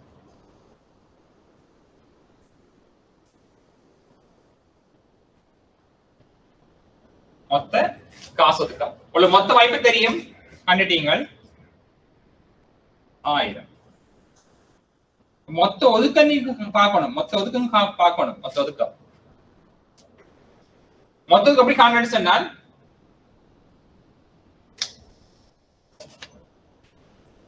மொத்த ஒதுக்கம் எப்படி காண்பேன்னு சொன்னால், உங்களுக்கு தெரியும் மொத்த வாய்ப்பு தெரியும் 1000.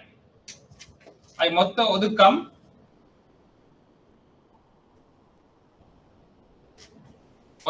Total reserve. ஆகவே 1000க்கு 10 வீதம், 10 வீதம். ஆகவே 10 வீதமோட வரும் 100. மொத்த ஒதுக்கம் வந்து 100.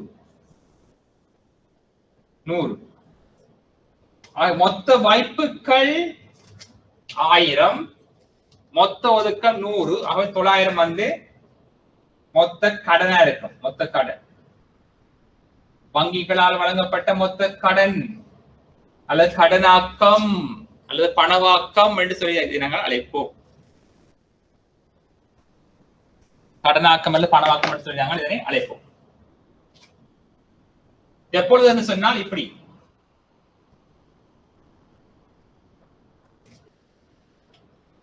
வந்த வைப்பு ஆரம்ப வைப்பு 100, காசு ஒதுக்கீடு 10.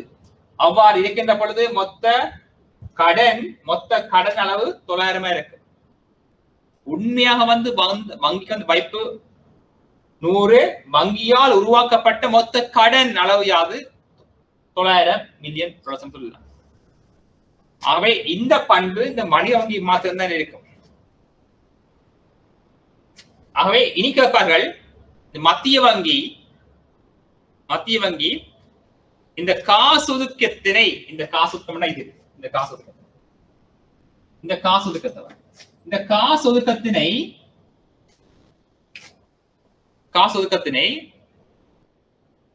5% குறைக்கின்றது. 5% குறைக்கின்றது. அப்படி இந்த 10 என்று இருந்ததை வந்து இது 10 என்று இல்லாமல் இப்பொழுது 5% குறைக்கிறார்.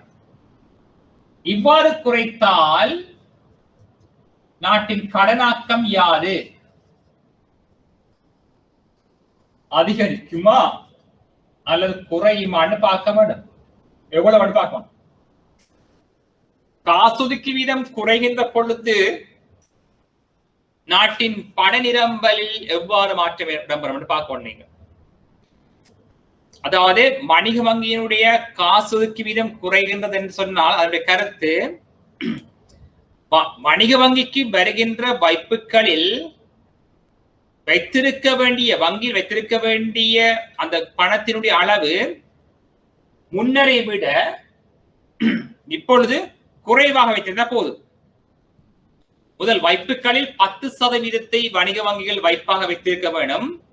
ஆனால் தற்பொழுது வந்து இந்த மாற்றத்தின் பின்னர் அந்த வங்கிகள் வந்து 5% வைத்திருந்தால் போதும் என்று சொல்லப்படுது. 10% இல்ல 5%. அப்ப அந்த 5% என்றால் எவ்வளவு பார்க்கணும் நாங்கள். அப்ப இந்த 5% வந்தால் நாட்டின் பணி நிரம்பல் எவ்வாறு மாற்றம் அடைய போகுது சொல்லி பார்க்கணும். அதாவது வணிக வங்கிகளுக்கு வருகின்ற வைப்புகளில் வைத்திருக்க வேண்டிய அந்த அளவு இப்ப குறையுது, காசு குறையுது. ஆகவே வணிக வங்கிகள் ஒரு குறிப்பிட்ட முன்னரை விட குறைவளவான பணத்தை வைத்துக் கொண்டு மீதியை கடனா கொடுக்கிறார். ஆகவே வணிக வங்கிகள் வைத்திருக்க வேண்டிய பணத்தினுடைய அளவு தற்பொழுது குறைவடைந்திருக்குது. ஆகவே வணிக வங்கிகள் காசாக வங்கிகளில் வைத்திருக்க வேண்டிய பணத்தின் அளவு குறைகின்ற பொழுது அவர்களது கடன் வழங்குகின்ற ஆற்றல் அதிகரிக்கும். எனவே வணிக வங்கிகளால் வழங்கப்படக்கூடிய கடன்களின் அளவு அதிகரிக்கின்ற பொழுது வங்கிகளின் கடன்கள் அதிகரிக்கும். கடன்கள் அதிகரித்தால் கடனாக்கம் அதிகரிக்கும். கடனாக்கம் அதிகரித்தால் நாட்டில் பண நிரம்பல் அதிகரிக்கும்.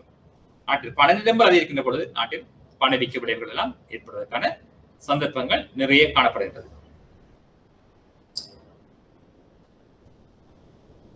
ஆகவே இப்பொழுது 5% காணப்பட்டால் நாட்டில் பண நிரம்பல் எவ்வாறு மாற்றம் அடையும் என்று சொல்லி நாங்கள் பார்க்கிறோம். இப்படி அரசியல வந்து எதிர்பார்க்கலாம். அதாவது வங்கி என்ன செய்யணும்னு சொன்னா மத்திய வங்கி இந்த காசுக்கு விதை மாற்றி அமைக்கும். காசுக்கு மாற்றி அமைக்கின்ற பொழுது நாட்டின் பண எவ்வாறு மாற்றம் அடையும் என்று சொல்லி கணிப்பிட்டு காண வேண்டி வரும். ஆகவே காணலாம். முதல் 10% காணப்படுது, இப்பொழுது காணப்படுது 5%. ஆகவே நீங்கள் கடனாக்க பெருக்கியை காண வேண்டும்.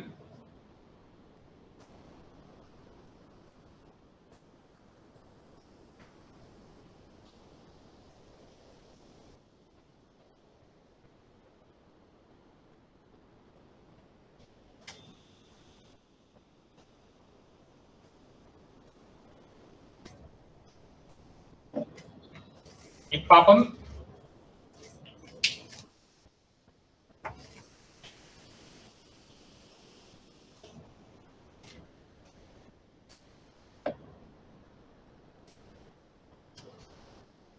இப்பொழுது கேயின் பெறுமதி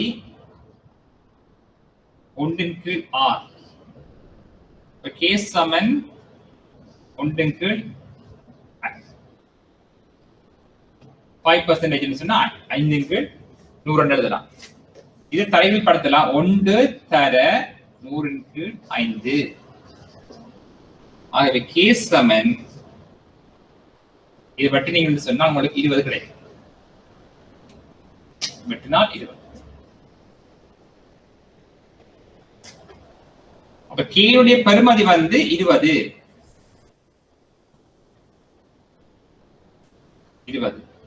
இதனுடைய கருத்து என்னவென்று சொன்னால், நாங்கள் 1 ரூபாய் வந்து எங்களுக்கு வங்கிக்கு வந்தால் அது வந்து 20 மடங்கால் அதிகரிக்கும். முன்னர் காசு ஒதுக்கி வீதம் 10 காணப்பட்டது, 10% காணப்பட்டது. இப்பொழுது 5% காணப்படுது. 5% சொல்லப்படுது. 10% இருக்கின்ற பொழுது அந்த கடனாக பெருக்கி 10 இருந்தது. கடனாக பெருக்கியுடைய அளவு 10. இப்பொழுது பாருங்க 20 காணப்படுது. ஆகவே தற்பொழுது பார்ப்போம் மொத்த வைப்புகள் யார்? மொத்த வைப்பாக யார்? ஆரம்ப வைப்பினை நீங்கள் பெருக்கியால் பெருக்குங்கோ. ஆரம்ப வைப்பு வந்தீங்க 100 பெருக்கி 20. ஆகவே 2000 என்று பெறும் உங்களுக்கு. 2000 சார். ஆகவே இதுக்கு வந்து மொத்த ஒதுக்கத்தை காணுங்க. மொத்த ஒதுக்கம் யாது? 2000 என்று சொன்னால் காசு ஒதுக்கம் 5. ஆகவே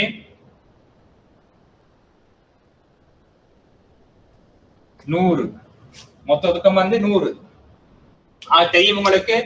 மொத்த வைப்புகள் 2000, மொத்த ஒதுக்கம் 100. ஆகவே மொத்த கடனை காணுதா நீங்கள்? மொத்த கடன்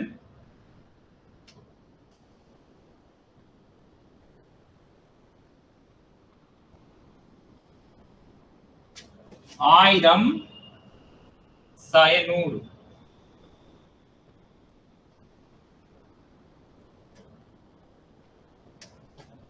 2000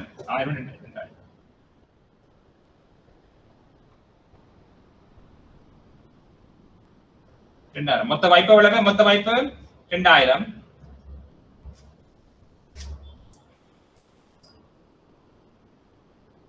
அதாவது மொத்த வைப்பாக்கம் 2000 வந்துச்சு உங்களுக்கு. மொத்த வாய்ப்பு 2000 என்று சொன்னால் 5% வந்து காசு ஒதுக்கம். ஆகவே காசு ஒதுக்கம் எவ்வளவு வருது? 100 வருது. மொத்த காசு 100. ஆகவே மொத்த வாய்ப்புகள் தெரியுங்க 2000. ஆகவே மொத்த ஒதுக்கம் 100. ஆகவே மொத்த கடன் 1900. 1900 மொத்த கடன். பாருங்க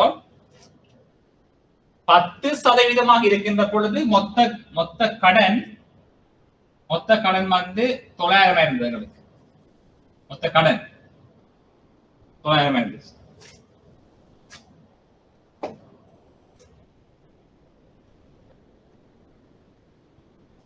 ஆனால் 5% மாற்றம் அடைகிற பொழுது 5% மாற்றம் அடைகிற பொழுது மொத்த கடன் வந்து 1900 மாற்றம் அடைகிறது. காசு ஒதுக்கி வீதம் 5 காணப்படுகின்ற பொழுது மொத்த கடனாக்கம் 900. அதாவது காசு 10%. காசு ஒதுக்கி வீதம் 10% காணப்படுகின்ற பொழுது மொத்த கடனாக்கம் வந்து 900. காசு ஒதுக்கி வீதம் 5 குறைகின்ற பொழுது மொத்த கடனாக்கம் 1900. மொத்த வாய்ப்புகள் 2000.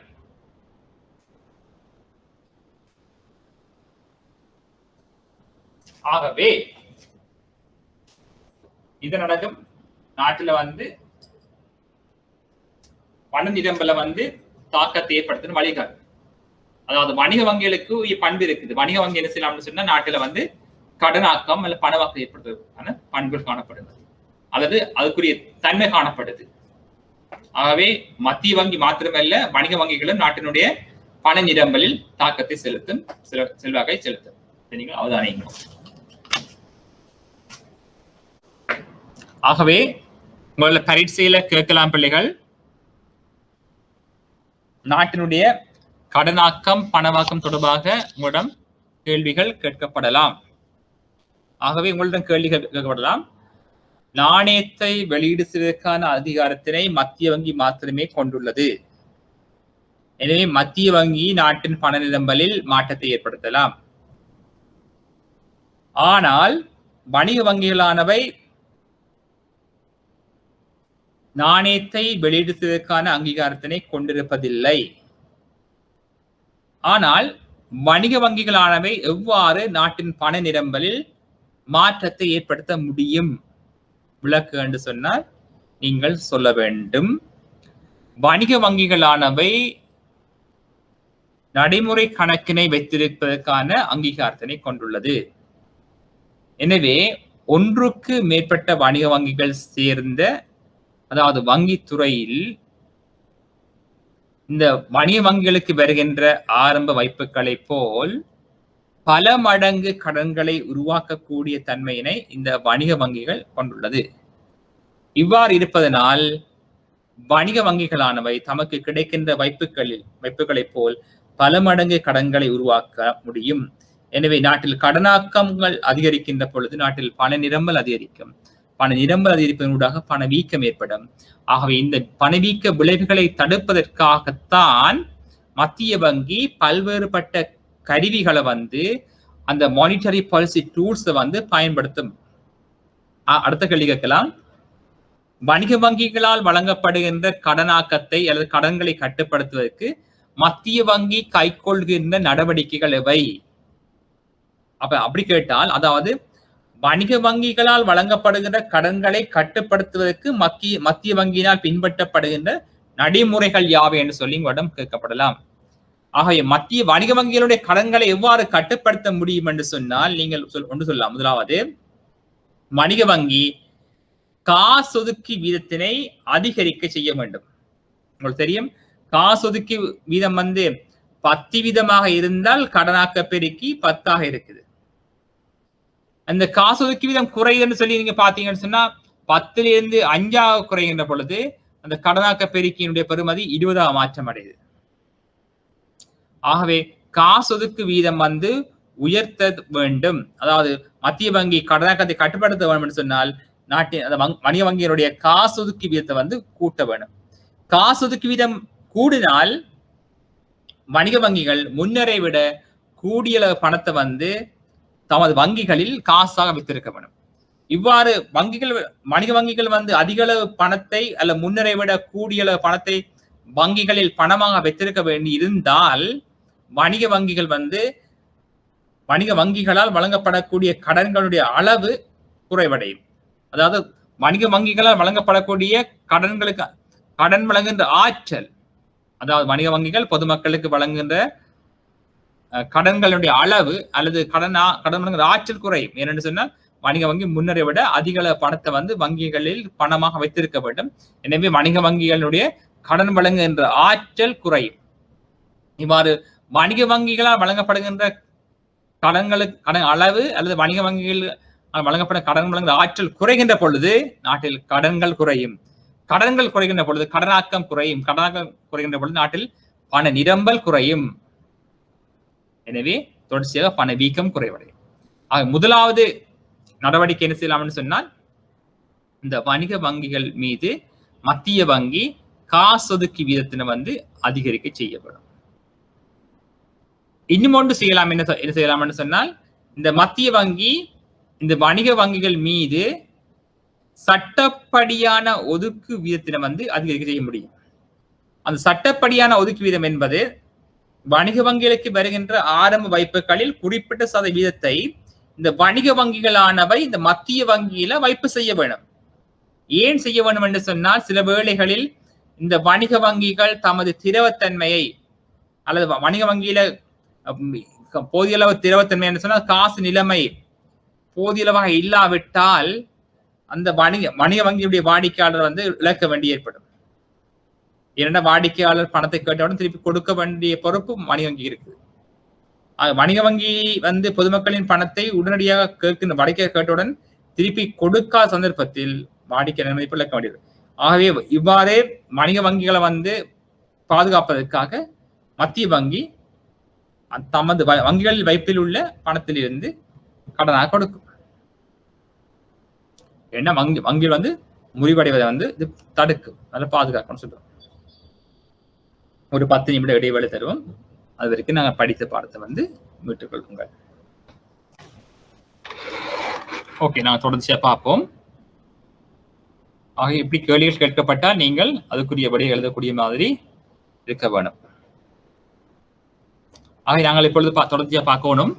இந்த மத்திய வங்கி வந்து கடனாக்கத்தை கட்டுப்படுத்துவதற்காக பயன்படுத்தப்படுகின்ற கருவிகள் என்று சொல்லி கேட்டால் நீங்க சொல்ல வேணும், இந்த காசு ஒதுக்கு வீதம், சட்டப்படியான ஒதுக்கு வீதத்தை பயன்படுத்தலாம். இன்னும் மேலதிகமா சொல்லலாம், நீங்கள் அந்த மத்திய வங்கி என்ன செய்யும் சொன்னால், அந்த வணிக வங்கிகளுக்கு வந்து கடன்களை கட்டுப்படுத்துங்கன்னு சொல்லி அறிவுறுத்தல்கள் கொடுக்கலாம். அதே போல சில வழிய ஆலோசனைகளை எதைத்தான் கொடுக்கக்கூடியமா இருக்கும். அதாவது இலங்கையில பார்த்தீங்கன்னு சொன்னால் இந்த உள்நாட்டு வங்கிகள் வெளிநாட்டு வங்கிகள் காணப்படுகின்றது. இந்த வங்கியோட நோக்கம் எவ்வாறு இருக்கும் சொன்னால், அதிக அளவு கடன்களை வழங்கி லாபத்தினை உழைக்கிறதா தான் நோக்கமா இருக்கும். அதாவது அதிக அளவு கடன்களை வழங்குவதன் ஊடாக அந்த வங்கிகள் வந்து அதிக அளவு வட்டி வருமானத்தை பெற்றுக்கொள்ளும். இப்பொழுது அதிக அளவு வட்டி வருமானம் வங்கிகளுக்கு கிடைக்கின்ற பொழுது வங்கிகள் வந்து தமது இலாபத்தன்மையை வந்து அதிகரிக்க செய்யலாம். அப்ப இவ்வாறு வங்கிகள் எப்பொழுதுமே வந்து லாப நோக்கத்தை அடிப்படையாக கொண்டிருக்கும். இவ்வாறு லாப நோக்கம் கொண்ட வங்கிகளை போய் மத்திய வங்கி நேரடியாக கட்டுப்படுத்துவது சற்று கடினமாக தான் காணப்படும். ஏன்னால் நோக்கமே லாபம் தான் நோக்கமா இருக்கும். பொதுவாக வந்து வங்கிகளில் காணப்படும் நோக்கம் வந்து 2 நோக்கம் இருக்கு. ஒன்று வந்து இலாபத்தன்மையை ஏற்படுத்த வேணும், இன்னொன்று திரவத்தன்மை ஏற்படுத்த வேணும். திரவத்தன்மை ஏற்படுத்துவது என்பது வாடிக்கையாளருடைய நன்மதிப்பினை தொடர்ந்தும் தக்க வைப்பது வந்து திரவத்தன்மை ஊடாகத்தான் ஏற்படுத்தலாம். அதாவது அதிக அளவு பணத்தை வந்து வணிக வங்கிகள் கையில வச்சிருந்தால் வாடிக்கையாளர் பணத்தை கேட்டவுடன் திருப்பி உடனடியாக கொடுக்கக்கூடியவா இருக்க வேணும். இவ்வாறு கொடுக்கக்கூடிய இருப்பதன் ஊடாகத்தான் அந்த வாடிக்கையாளருடைய நன்மதிப்பை பாதுகாக்கலாம். ஏனென்று சொன்னால் சில வழியில் வாடிக்கையாளர் தமது பணத்தை கேட்டவுடன் திருப்பி கொடுக்காமல் விட்டால் வாடிக்கையாளருடைய நன்மதிப்பு இழக்க வேண்டி வரும். இதனால் வாடிக்கையாளர் வேறு வங்கிக்கு போய் விடுவார்கள்.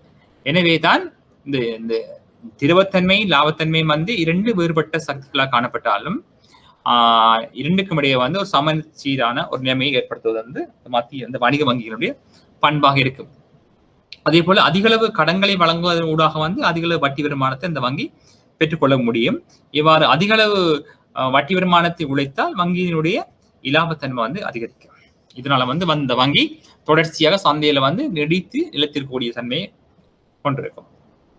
எனவேதான் இந்த சில வங்கிகள் வந்து இலாபத்தன்மையை வந்து போதில கொண்டிருக்க சந்தர்ப்பத்தில் வந்து தமது நாளாந்த செலவுகளை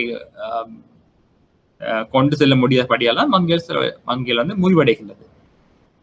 உங்களுக்கு தெரியும், அமெரிக்காவில் வந்து கடந்த காலங்களில் நிதி நெருக்கடி ஏற்பட்ட பொழுது அங்கு வந்து வங்கித்துறை வந்து மிகவும் வீழ்ச்சி அடைந்தது, முறிவடைந்தது. இந்த சந்தர்ப்பத்தில் வந்து அந்த நாட்டினுடைய பெடரல் ரிசர்வ் சிஸ்டம் வந்து நாணய பணம் கொடுத்து அந்த வங்கிகளை வந்து முறிவடையாமல் பாதுகாத்த நிலைமையை நாங்கள் அவதானிக்கலாம். ஏனென்று சொன்னால் அந்த அங்கு ஏற்பட்ட பொருளாதார பிரச்சனை, உங்களுக்கு தெரியும், அமெரிக்காவில் ஏற்பட்ட பிரச்சனைகள் வந்து, அதாவது பொருளாதார பிரச்சனை ஏற்பட்ட அதிகளான பேருக்கு வந்து வேலையின்மையால வருமானம் இல்லை, வருமானம் இல்லாதால வந்து தாங்கள் பெற்ற கடன்களை திருப்பி செலுத்த முடியாமல் போனது வங்கிகளுக்கு. அதாவது அங்க பொதுவாக உங்களுக்கு தெரியும், வங்கிகள் மற்றும் நிதி நிறுவனங்கள் தமக்கிடையே காணப்படுகின்ற போட்டி அடிப்படையில வந்து வாடிக்கையாளர் கவர்வதற்காக பல்வேறு சலுகைகளை, பல்வேறு கடன்களை அறிவிப்பார் பொதுமக்களுக்கு. ஆகவே போட்டி நிறைந்த அந்த சந்தையில வந்து நிதி நிறுவனங்கள் வந்து தமக்கிடையே வாடிக்கை கவர்வதற்காக குறைந்த வட்டியில கடன்களை கொடுக்கிறது. அமெரிக்கா பொறுத்தவரையில அமெரிக்கால வந்து ஏராளமான காப்புறுதி நிறுவனங்கள் மற்றும் நிதி கம்பெனிகள், நிதி நிறுவனங்கள், வங்கிகள் என்ன செய்தார்னு சொன்னால் பொதுமக்களுக்கு அதிகளவு கடன் கொடுத்து அதிகளவு வட்டி வருமானத்தை உழைப்பதற்காக கடன்களை கொடுத்தார்கள் பொதுமக்களுக்கு. பொதுமக்களுக்கு கடன்களை கொடுக்கின்ற பொழுது பொதுமக்கள் குறிப்பிட்ட காலத்துல வந்து தவணை பணத்தை செலுத்தி அந்த கடன்களை வந்து செலுத்த வேண்டும். ஆகவே இந்த போட்டி அடிப்படையில வந்து இந்த காப்புறுதி கம்பெனிகள் மற்றும் நிதி நிறுவனங்கள், வங்கிகள் என்ன செய்து அமெரிக்காவில் வந்து அந்த வீட்டு கடன் சொல்லணும், மோர்கேஜ் லோன் என்று சொல்லி அந்த கடன்களை அதிக அளவுக்கு வழங்கிக்கணும். இவ்வாறு அதிக அளவு கடன்களை இந்த மோர்கேஜ் நிறுவனங்கள் வந்து அல்லது வங்கிகள் வழங்குகின்ற பொழுது அந்த கடன்களை பெற்றவர்கள் வந்து அந்த கடன்களுக்கான வட்டியையும் அந்த கடன்களை திருப்பி செலுத்த வேண்டும்.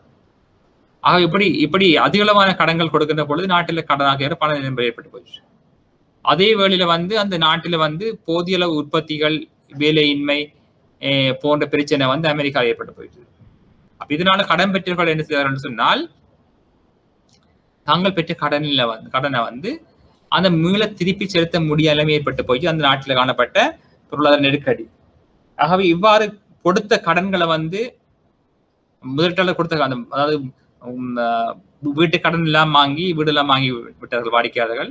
அந்த பெற்ற கடனை வந்து திருப்பி வங்கிக்கு கொடுக்க முடியாமல் போயிட்டது.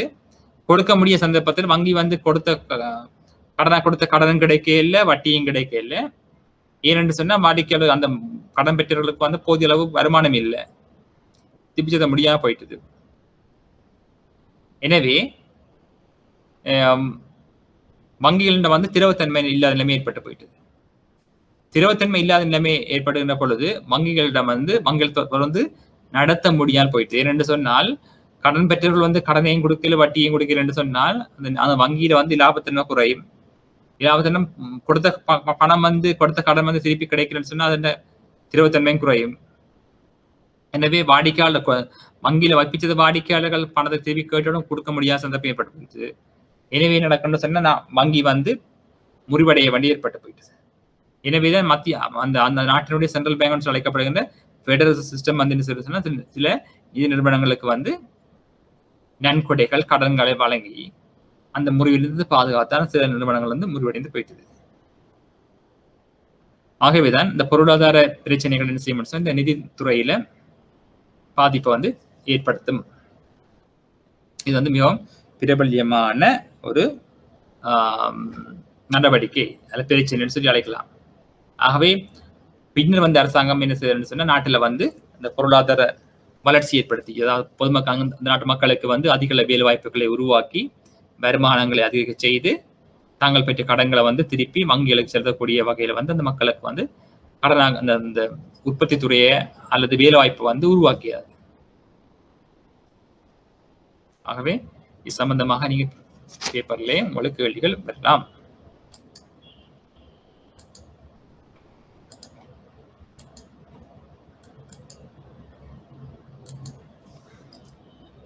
ஆகவே இந்த ஃபெடரல் சிஸ்டம் வந்து என்ன செய்யும் என்று சொன்னால், அந்த நாட்டில் காணப்படுகின்ற வங்கிகளினுடைய கடனாக்கம் மற்றும் பணமாக்கத்தை கட்டுப்படுத்துறதுக்கு வந்து பல்வேறுபட்ட நடவடிக்கைகளை மேற்கொள்ளும் என்று சொல்லியிருக்கிறோம். இந்த ஃபெடரல் ரிசர்வ் பேங்க்ஸ்ல வந்து அதனுடைய தலைவரை நியமிக்கிறது வந்து அந்த நாட்டினுடைய ஜனாதிபதியை தான் இருப்பார்.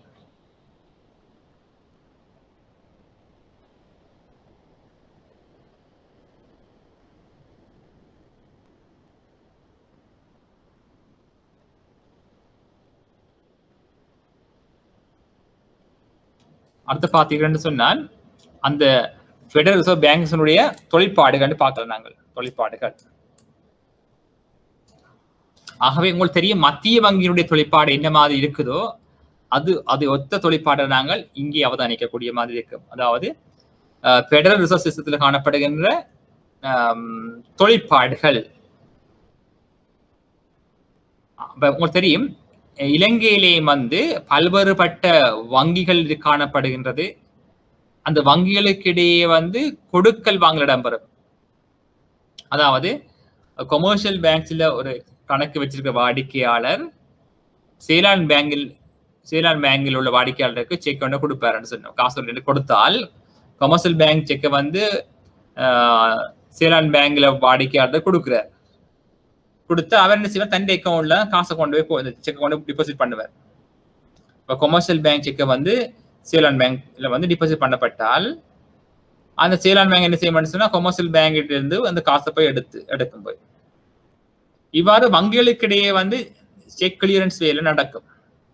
அந்த அவற்றை வந்து மேற்பார்வை செய்யறதுக்கு வந்து மற்றும் தீர்வுகளை வந்து மேற்கொள்றதுக்கு வந்து இந்த வங்கிகள் federal reserve banks central banks தான் வந்து பொறுப்பாக இருக்கும்.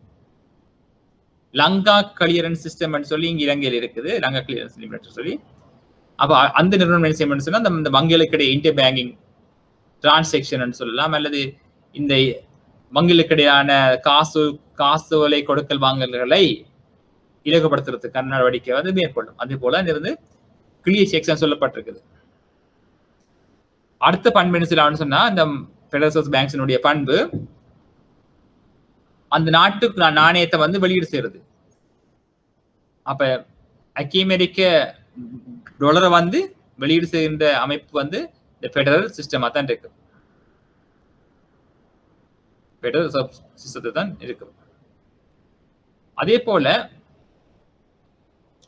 நாணயங்கள் பழுதடைந்தால் அதை வச்சு வந்து அந்த நாணயங்கள் குறிப்பிட்ட நாணயத்தை வந்து செல்லுபடியாக அறிவித்தால் அல்லது விட்ரோ பண்ண சொன்னால் இந்த மத்திய வங்கி அவற்றை வந்து செய்யும். அல்லது இந்த பழுதடைந்த நாணயத்தை வந்து புழக்கத்திலிருந்து நிறுத்துதல் அல்லது வெளியேற்றுதல் சொன்னாலும் இந்த பேங்க்ஸ் தான் வந்து அந்த நடவடிக்கை வந்து மேற்கொள்ளும். அதே போல வந்து இந்த மத்திய வங்கி என்ன செய்யும், இந்த ஃபெடரல் சிஸ்டம் வந்து ஏனைய வங்கிகளுக்கு கடன்களை வழங்கும். அந்த கடன்கள் வந்து சிறு வழியில வந்து சந்தையில காணப்பட்ட கடன்களை விட குறைவானதாக இருக்கலாம். அடுத்தது வந்து வங்கிகளை வந்து மேற்பார்வை செய்கிறது, பரிசோதனை செய்கிற நடவடிக்கையும் வந்து இந்த வங்கிகள் தான் மேற்கொள்ளும். வங்கிகள் வந்து சரியான செயற்படுகின்றதா அல்லது முறிவடைகின்ற போக்குல போகிறதா என்பதை வந்து இந்த வணிக வங்கிகள் தான் பார்த்து அவற்றை வந்து சரியான வழிகளில் இட்டு செல்லும்.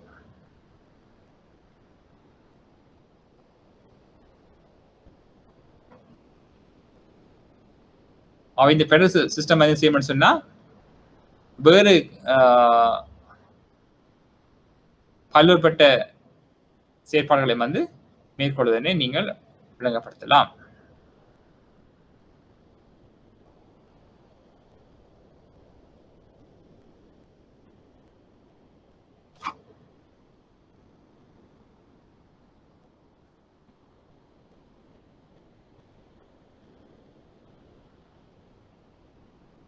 ஆகவே அந்த நாட்டில் காணப்படுகின்ற எல்லா தேசிய வங்கிகளும் வந்து இந்த பெடரல் ரிசர்வ் சிஸ்டத்தில் வந்து உறுப்பினராக இருக்கும்.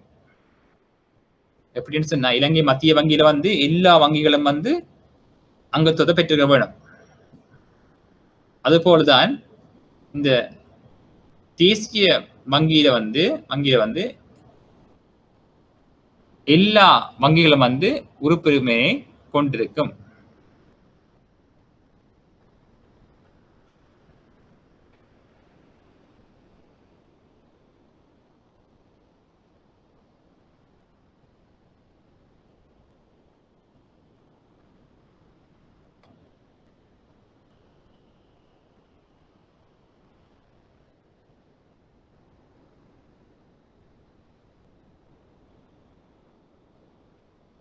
ஆகவே நாங்கள் குறிப்பிட்டது போல அந்த ஆளுநர் சபை ஒன்று இருக்கும். ஆளுநர் சபை இலங்கையில காணப்படுறது வந்து அந்த மானிட்டரி போர்ட்னு சொல்லுவோம். நாங்கள் இலங்கையில் காணப்படுற போர்ட்டை வந்து மானிட்டரி போர்ட். அந்த மானிட்டரி போர்ட்டை என்ன செய்யணும்னு சொன்னா மத்திய வங்கியினுடைய ஆளுநருக்கு மத்திய வங்கியின் தீர்மானங்களை மேற்கொள்வதற்கு வந்து ஆய்வுகளை கருத்திட்டங்களை வழங்கும்.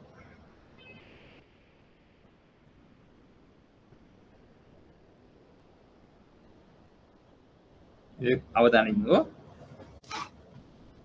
ஆகவே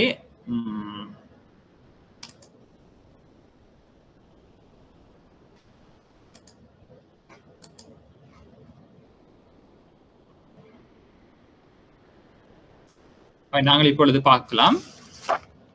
இந்த கடந்த கால பரீட்சை வந்து வினாக்கள் கொஞ்சம் பார்ப்போம். நாங்கள் இது வந்து கடந்த கால பரீட்சை வினாக்கள்.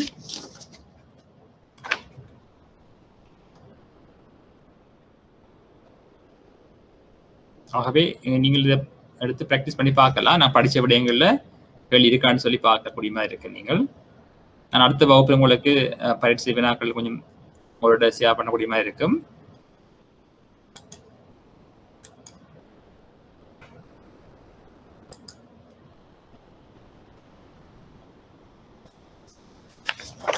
ஆகவே கேள்வி பார்ப்போம்.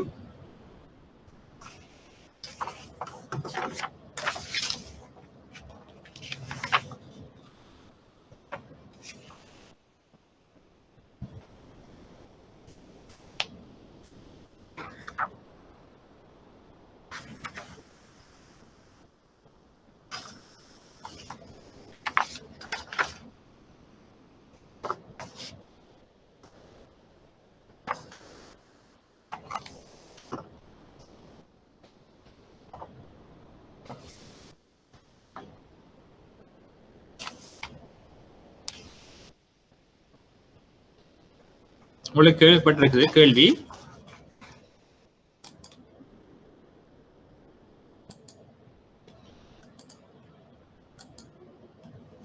இதுல கேள்வி பாருங்க. இந்த இதுல வந்து 5ஆம் கேள்வியை பார்க்கலாம். இதுல வந்து 5ஆம் கேள்வியை பார்க்கலாம். இதுதான் இணக்கம் 5. இதுல பார்த்தீங்கன்னு சொன்னால் கேள்வி வாசிக்கும் கவனிங்க. நெகிழ்ச்சி தன்மையுடைய பணிவீக்க இலக்கிடல் ஃபிளெக்சிபிள் இன்ஃப்ளேஷன் டார்கெட்டிங் என கூறப்படும் ஒரு விரிவான மற்றும் பல்முகம் கொண்ட நாணய முகாமைத்துவ கட்டமைப்பை நிர்ணயிப்பதற்காக ஒரு நிகழ்ச்சி திட்டத்தை இலங்கை மத்திய வங்கி மேற்கொண்டுள்ளது. அதாவது ஃபிளெக்சிபிள் இன்ஃப்ளேஷன் டார்கெட் சொல்லி அது நிர்ணயிப்பதற்கு மத்திய வங்கி நடவடிக்கை மேற்கொண்டுள்ளது. அவங்களுக்கு தெரியும் மத்திய வங்கி என்ன செய்யுதுன்னு சொன்னா நாணய வெளியீட்டினை மேற்கொள்றது மிக பிரதான பொறுப்புன்னு சொன்னாங்க. நாணயத்துறை நாணயங்கள் வெளியிடுறது, நாட்டில் நாணய நிரம்பரை கட்டுப்படுத்துறது, அவற்றில் வந்து மிக முக்கியமானது வந்து பணவீக்கத்தை கட்டுப்படுத்தணும். பணவீக்கத்தை கட்டுப்படுத்துறதுக்கு வந்து நாணய இலக்குன்னு சொல்லி அழைக்கப்படுது. மானிட்டரி டார்கெட்டிங் என்று சொல்லி அழைக்கப்படுது. மானிட்டரி டார்கெட்டிங் கட்டமைப்பை இந்த புதிய முறை பதிலீடு செய்யும் போது மேலும் சுதந்திரமான தனது கொள்கைகளை மத்திய வங்கி நடைமுறைப்படுத்துவதையும் வசதிப்படுத்தும் சட்டங்களையும் அறிமுகப்படுத்தும் முன்னெடுப்புகளும் உள்ளன. இந்த புதிய நாணய முறை முகாமைத்துவத்தின் செயற்திறனை மேம்படுத்தும் என எதிர்பார்க்கப்படுகிறது. இயலுமான போது பொருத்தமான உதாரணங்கள் மற்றும் சுருக்கமான விளக்கங்களுடன் பின்வரும் கேள்விகளுக்கு விடையளியுங்கள்.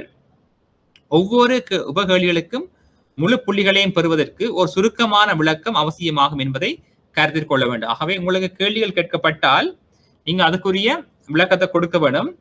விளக்கத்தை கொடுக்கின்ற பொழுது நீங்கள் உதாரணங்கள் கொடுக்க வேண்டும். மற்றது சுருக்கமான விளக்கத்தை கொடுக்க வேண்டும். அவர் கொடுப்பதன் மூலம் நீங்க முழுமையான புள்ளியை பெற்றுக்கொள்ளக்கூடிய மாதிரி இருக்கும். கேள்வி வாசிப்பு நாங்கள் இப்ப கவனிங்கோ. இதில் பாருங்க,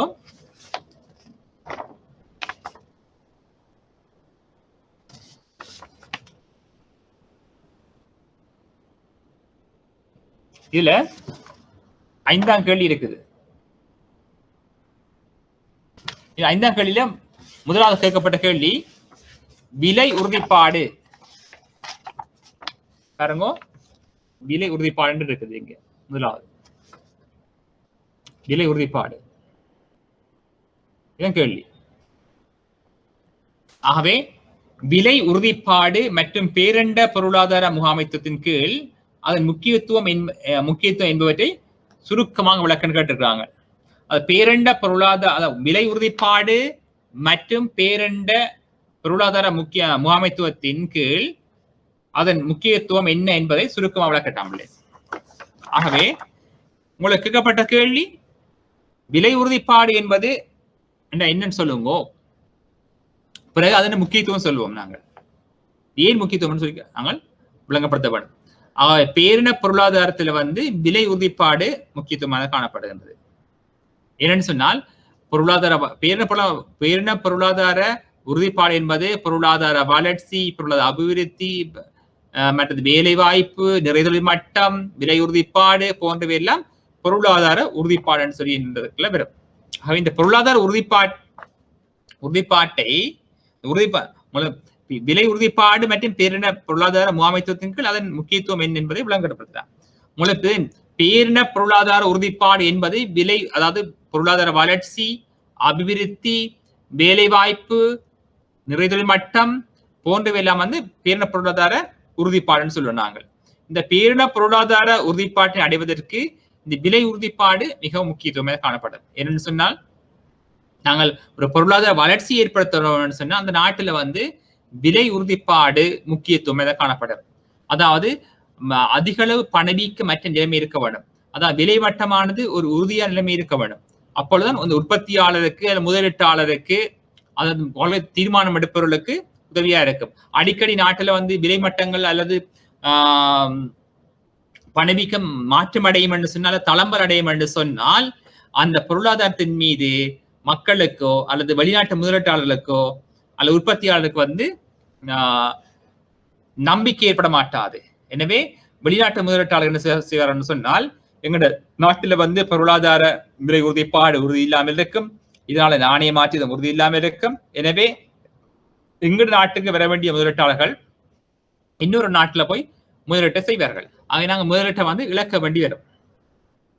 ஆக இதனால் உற்பத்தி பாதிப்படையும், அந்நிய செலாவணி தட்டுப்பாடு ஏற்படும். எனவேதான் விலை உறுதிப்பாடுன்னு சொன்னா என்னன்னு சொல்லுங்க, பட் அதனுடைய முக்கியத்துவத்தை சொல்ல வேண்டும். அப்ப இந்த விலை உறுதிப்பாட்டை மேற்கொள்ள உறுதியா வைத்திருப்பதற்கு யார் பொறுப்பா இருக்கிறது? மத்திய வங்கி. இது நாணய கொள்கையினுடைய பிரதானமான குறிக்கோள்னு சொல்லலாம். நீங்க அப்படி சொன்னா உங்களுக்கு 5 புள்ளிகள் கிடைக்கும்.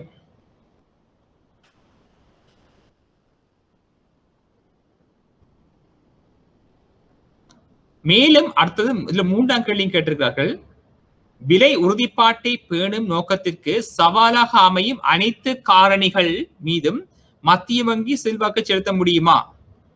விலை உறுதிப்பாட்டை பேணும் நோக்கத்திற்கு சவாலாக அமையும் அனைத்து காரணிகள் மீது மத்திய வங்கி செல்வாக்கு செலுத்த முடியுமா? ஆகவே நல்ல கேள்வி கேட்டிருக்காங்க உங்களுக்கு. இந்த விலை உறுதிப்பாட்டை மேற்கொள்ளுகின்ற அனைத்து காரணிகளும், அதாவது விலை உறுதிப்பாட்டை பேணும் நோக்கத்துக்கு சவாலாக அமைகின்ற காரணிகள் என்னன்னு பார்க்கும். அந்த அனைத்து காரணிகளையும் இது மேற்கொள்ள முடியுமா, அந்த மத்திய வங்கி கட்டுப்படுத்த முடியுமான்னு பார்க்கிறோம். இந்த விலை உறுதிப்பாட்டை பேண முடியாமல் போவதற்கான காரணத்தை நீ கண்டுபிடிக்க வேணும். எப்படி விலை உறுதிப்பாடு இல்லாமல் போகுது, எப்படி பணவீக்கம் ஏற்படுது? உங்களுக்கு தெரியும், ஒரு பொருளாதாரத்துல விலை மட்டம் அதிகரிக்கின்ற பொழுது பொது விலை மட்டம் கூடும். பொது விலை மட்டம் தொடர்ச்சியாக கூடுகின்ற பொழுது பணவீக்கம் ஏற்படும். உங்களுக்கு தெரியும், சில வேளைகள்ல பார்த்தீங்கன்னு சொன்னால் நாட்டில ஏற்படுகின்ற அசாதாரண சூழ்நிலைகள்னு சொல்லுவாங்க. அதாவது நாட்டில் ஏற்பட்ட இந்த சுனாமி, இயற்கை அனர்த்தம், வெள்ளங்கள், யுத்தம் போன்ற அசாதாரண நிலைமைகளின் பொழுது உற்பத்தி துறைகள் பாதிப்படையலாம், அல்லது கடும் வறட்சியினூடாக உற்பத்தி பாதிப்படையலாம், விவசாயம் பாதிப்படையலாம், ஏற்றுமதி பாதிப்படையலாம். உங்களுக்கு தெரியும், அண்மையில் ஏற்பட்டது COVID-19 பேண்டமிக்னு சொல்லுவாங்க. COVID-19 நோய் பரவல் என்று சொல்லுவோம் நாங்கள். இந்த நிலைமை காரணமாக எங்களோட ஏற்றுமதி துறை பெருமளவில் பாதிப்படைஞ்சது. எங்களோட சுற்றாடத்துறை, அதாவது எங்களோட வெளிநாட்டு சுற்றுலா பயணம், அதனூடாக அந்நிய செலாவணி வருமானம் இழக்கப்பட்டுள்ளது. எங்களோட உள்நாட்டு தொழிலாளர்கள் வெளிநாட்டுல முதல் வேலை செய்தார்கள், அவர்களிடமிருந்து கிடைக்க வேண்டிய வருமானம் வீழ்ச்சி அடைந்து போயிட்டது. அப்ப இவ்வாறு இந்த COVID-19 பரவல் காரணமாக எங்களோட உற்பத்தி துறை அடைந்து போயிடுச்சு. எங்களுடைய ஏற்றுமதி வருமானம் குறைவடைந்து போயிட்டது. உள்நாட்டு உற்பத்தி பாதிப்படைந்து போயிட்டது. நாங்கள் ஊரடங்கு சட்டங்கள் மற்றும் தனிமைப்படுத்த சட்டங்கள், அப்படி பல்வேறுபட்ட சட்டங்கள் ஊடாக உற்பத்தி துறை பாதிப்படைந்து போயிட்டு. உற்பத்தி துறை பாதிப்படைந்தால் உற்பத்திகள் பாதிப்படையும். உற்பத்திகள் பாதிப்படைந்தால் சந்தையில பொருட்களின் நிரம்பல் குறையும். பொருட்களின் நிரம்பல் குறைகின்ற பொழுது பொருட்களுக்கான கேள்வி அதிகரிக்கும். காணப்படும் சந்தர்ப்பத்தில் அந்த பொது விலை மட்டம் அதிகரிக்கும். ஆக இந்த பொது விலை மட்டம் அதிகரிக்கின்ற பொழுது இது இவ்வாறு கட்டுப்படுத்துவது. விலைமட்டம் அதிகரிப்பதற்கு காரணம் என்ன? நாட்டில் உற்பத்திகளுக்கு தட்டுப்பாடு ஏற்பட்டது. உற்பத்திகள் குறைவு, நிரம்பல் குறைஞ்சபடியால் பொருட்களின் விலை மட்டம் அதிகமாக காணப்பட்டது. இதனை எவ்வாறு மத்திய வங்கி கட்டுப்படுத்தலாம்? மத்திய வங்கி விலையை எவ்வாறு கட்டுப்படுத்தலாம் என்று சொன்னால், இது உற்பத்தி துறையை ஊக்குவிக்கிறதுக்கு, அதாவது இந்த உற்பத்தியாளரை ஊக்குவிக்கிறதுக்கு மத்திய வங்கி தலையீடு செய்ய வேண்டும். எவ்வாறு சொன்னால், உற்பத்தியாளர்களுக்கு மானிய அடிப்படையில, சலுகை அடிப்படையில கடன்களை வழங்க வேண்டும். அதுதான் இப்போ தற்பொழுது மத்திய வங்கி இப்ப செய்து கொண்டு வருகின்றது. சௌபாக்கிய ரெக்கமெண்ட் அடிப்படையில் அந்த எண்ணக்கருவின் கீழ், நாட்டுக்கு சுபீட்சம் என்ற அந்த எண்ணக்கருவின் கீழ், விஸ்டாஸ் அண்ட் ப்ராஸ்பெரிட்டி அந்த எண்ணக்கருவின் கீழ் மத்திய வங்கி SME என்று அழைக்கப்படுகின்ற சிறிய நடுத்தர முதலீட்டாளர்களை ஊக்குவிக்கிறதுக்கு சொல்லி குறைந்த வட்டியில, சலுகை அடிப்படையில கடன்களை வழங்கி வருகின்றது. இந்த கடன்கள் வழங்குவதன் ஊடாக அந்த SME துறை புத்துயிர் எடுக்கிறதுக்கு, அதாவது மீள உருவாக்கம் பெறுவதற்கு, அதனை மேம்படுத்த செய்வதற்கு பல்வேறு திட்டங்களை மத்திய வங்கி ஏனைய வணிக வங்கிகளும் சேர்ந்து நடைமுறைப்படுத்துகின்றது. இதனூடாக நாட்டில உற்பத்தி துறை அதிகரிக்க செய்து, உற்பத்தி அதிகரிப்பதன் ஊடாக நிரம்பல் அதிகரிக்க செய்து, அதனூடாக பொருளாதாரத்தின் சீரான சொன்னால் விலை மட்டத்தை கட்டுப்படுத்த முடியும். கட்டுப்படுத்துவதன் ஊடாக பணவீக்கத்தை நாங்கள் கட்டுப்படுத்த முடியும். அதே வேளைகளில் வெளிநாட்டில் எங்களுடைய நாணய மாற்று வீதம் பாதிப்படைகின்ற தெரியும் உங்களுக்கு, டாலர் பெறுமதி 200 ரூபாய்க்கு போயிட்டு 140 150 இருந்து இப்பொழுது 200 ரூபாயும் தாண்டிட்டு. ஆகவே இப்ப நாணய மாற்று வீதம் இவ்வாறு செல்கின்ற பொழுது ரூபாயினுடைய பெறுமதி வீழ்ச்சி அடையும். ரூபாயின் பெறுமதி வீழ்ச்சி அடைகின்ற போது இறக்குமதி பொருட்களின் விலை என்ன செய்ய பார்க்க உள்நாட்டில் அதிகமாக காணப்படும். ஆகவே இது விலை மட்டத்தை அதிகரிக்க செய்யும். ஆகவே இவ்வாறான பல்வேறு சவால்களை மத்திய வங்கி தான் என்ன செய்ய வேண்டும் சொன்னால் முகாமை செய்ய வேண்டி இருக்கின்றது என்று நீங்கள் குறிப்பிட வேண்டும்.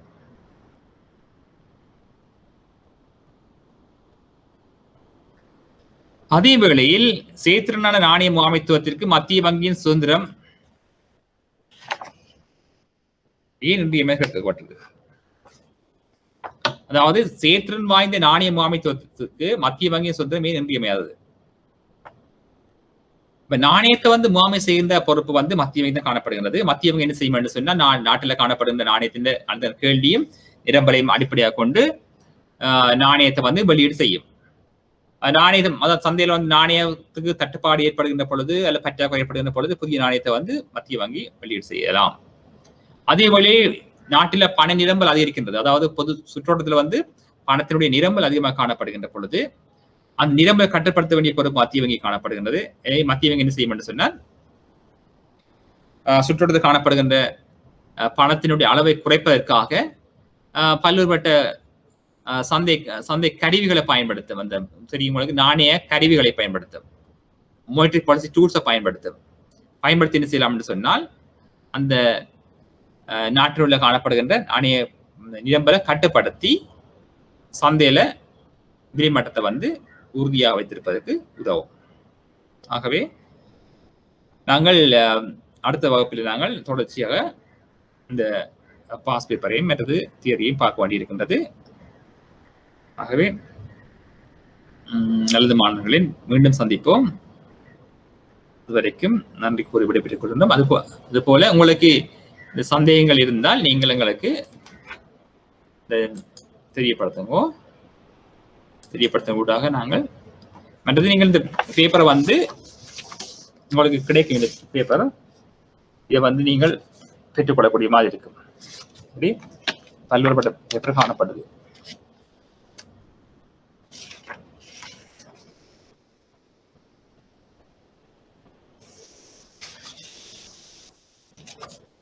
ஆகவே நாங்கள் வார வகுப்புல நான் படித்த விடயத்துக்குள்ள நாங்கள் பேப்பரும் செய்ய வேண்டி இருக்கிறது.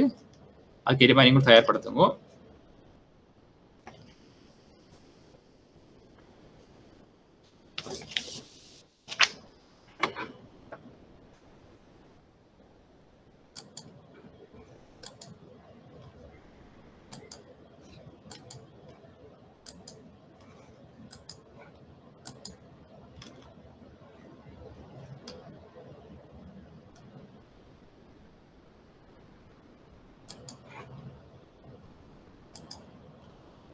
ஆகவே நாங்கள் இன்றைக்கு பார்த்தது வந்து பார்க்க வேண்டிய நிறைய விடயங்கள் இருக்குது. உங்களுக்கு கேள்விகள் வந்து இங்கே கேட்கப்படலாம். ஃபெடரல் ரிசர்வ் பேங்க்ல இருந்து கேள்விகள் கேட்கப்படலாம் அல்லது பேங்க் ஆஃப் இங்கிலாந்து கேள்விகள் கேட்கப்படலாம். ஆகவே இது வந்து பேங்க் ஆஃப் அந்த ஃபெடரல் ரிசர்வ் பேங்க்ஸ் வந்து அதில் பார்க்கின்ற பொழுது அதனுடைய அந்த தலைவரை வந்து நியமிக்கிறவர் வந்து அந்த நாட்டினுடைய ஜனாதிபதியாக தான் காணப்படுவார்.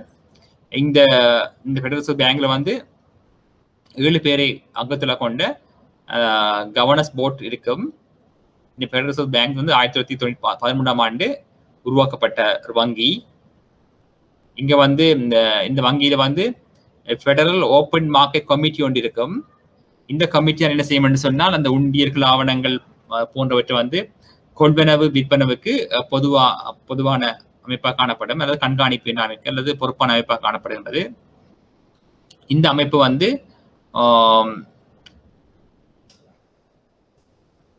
ஒவ்வொரு 6 கிழமையும் வந்து ஒவ்வொரு 6 கிழமைக்கு இருக்கா சந்திக்கிறதா காணப்படுகின்றது.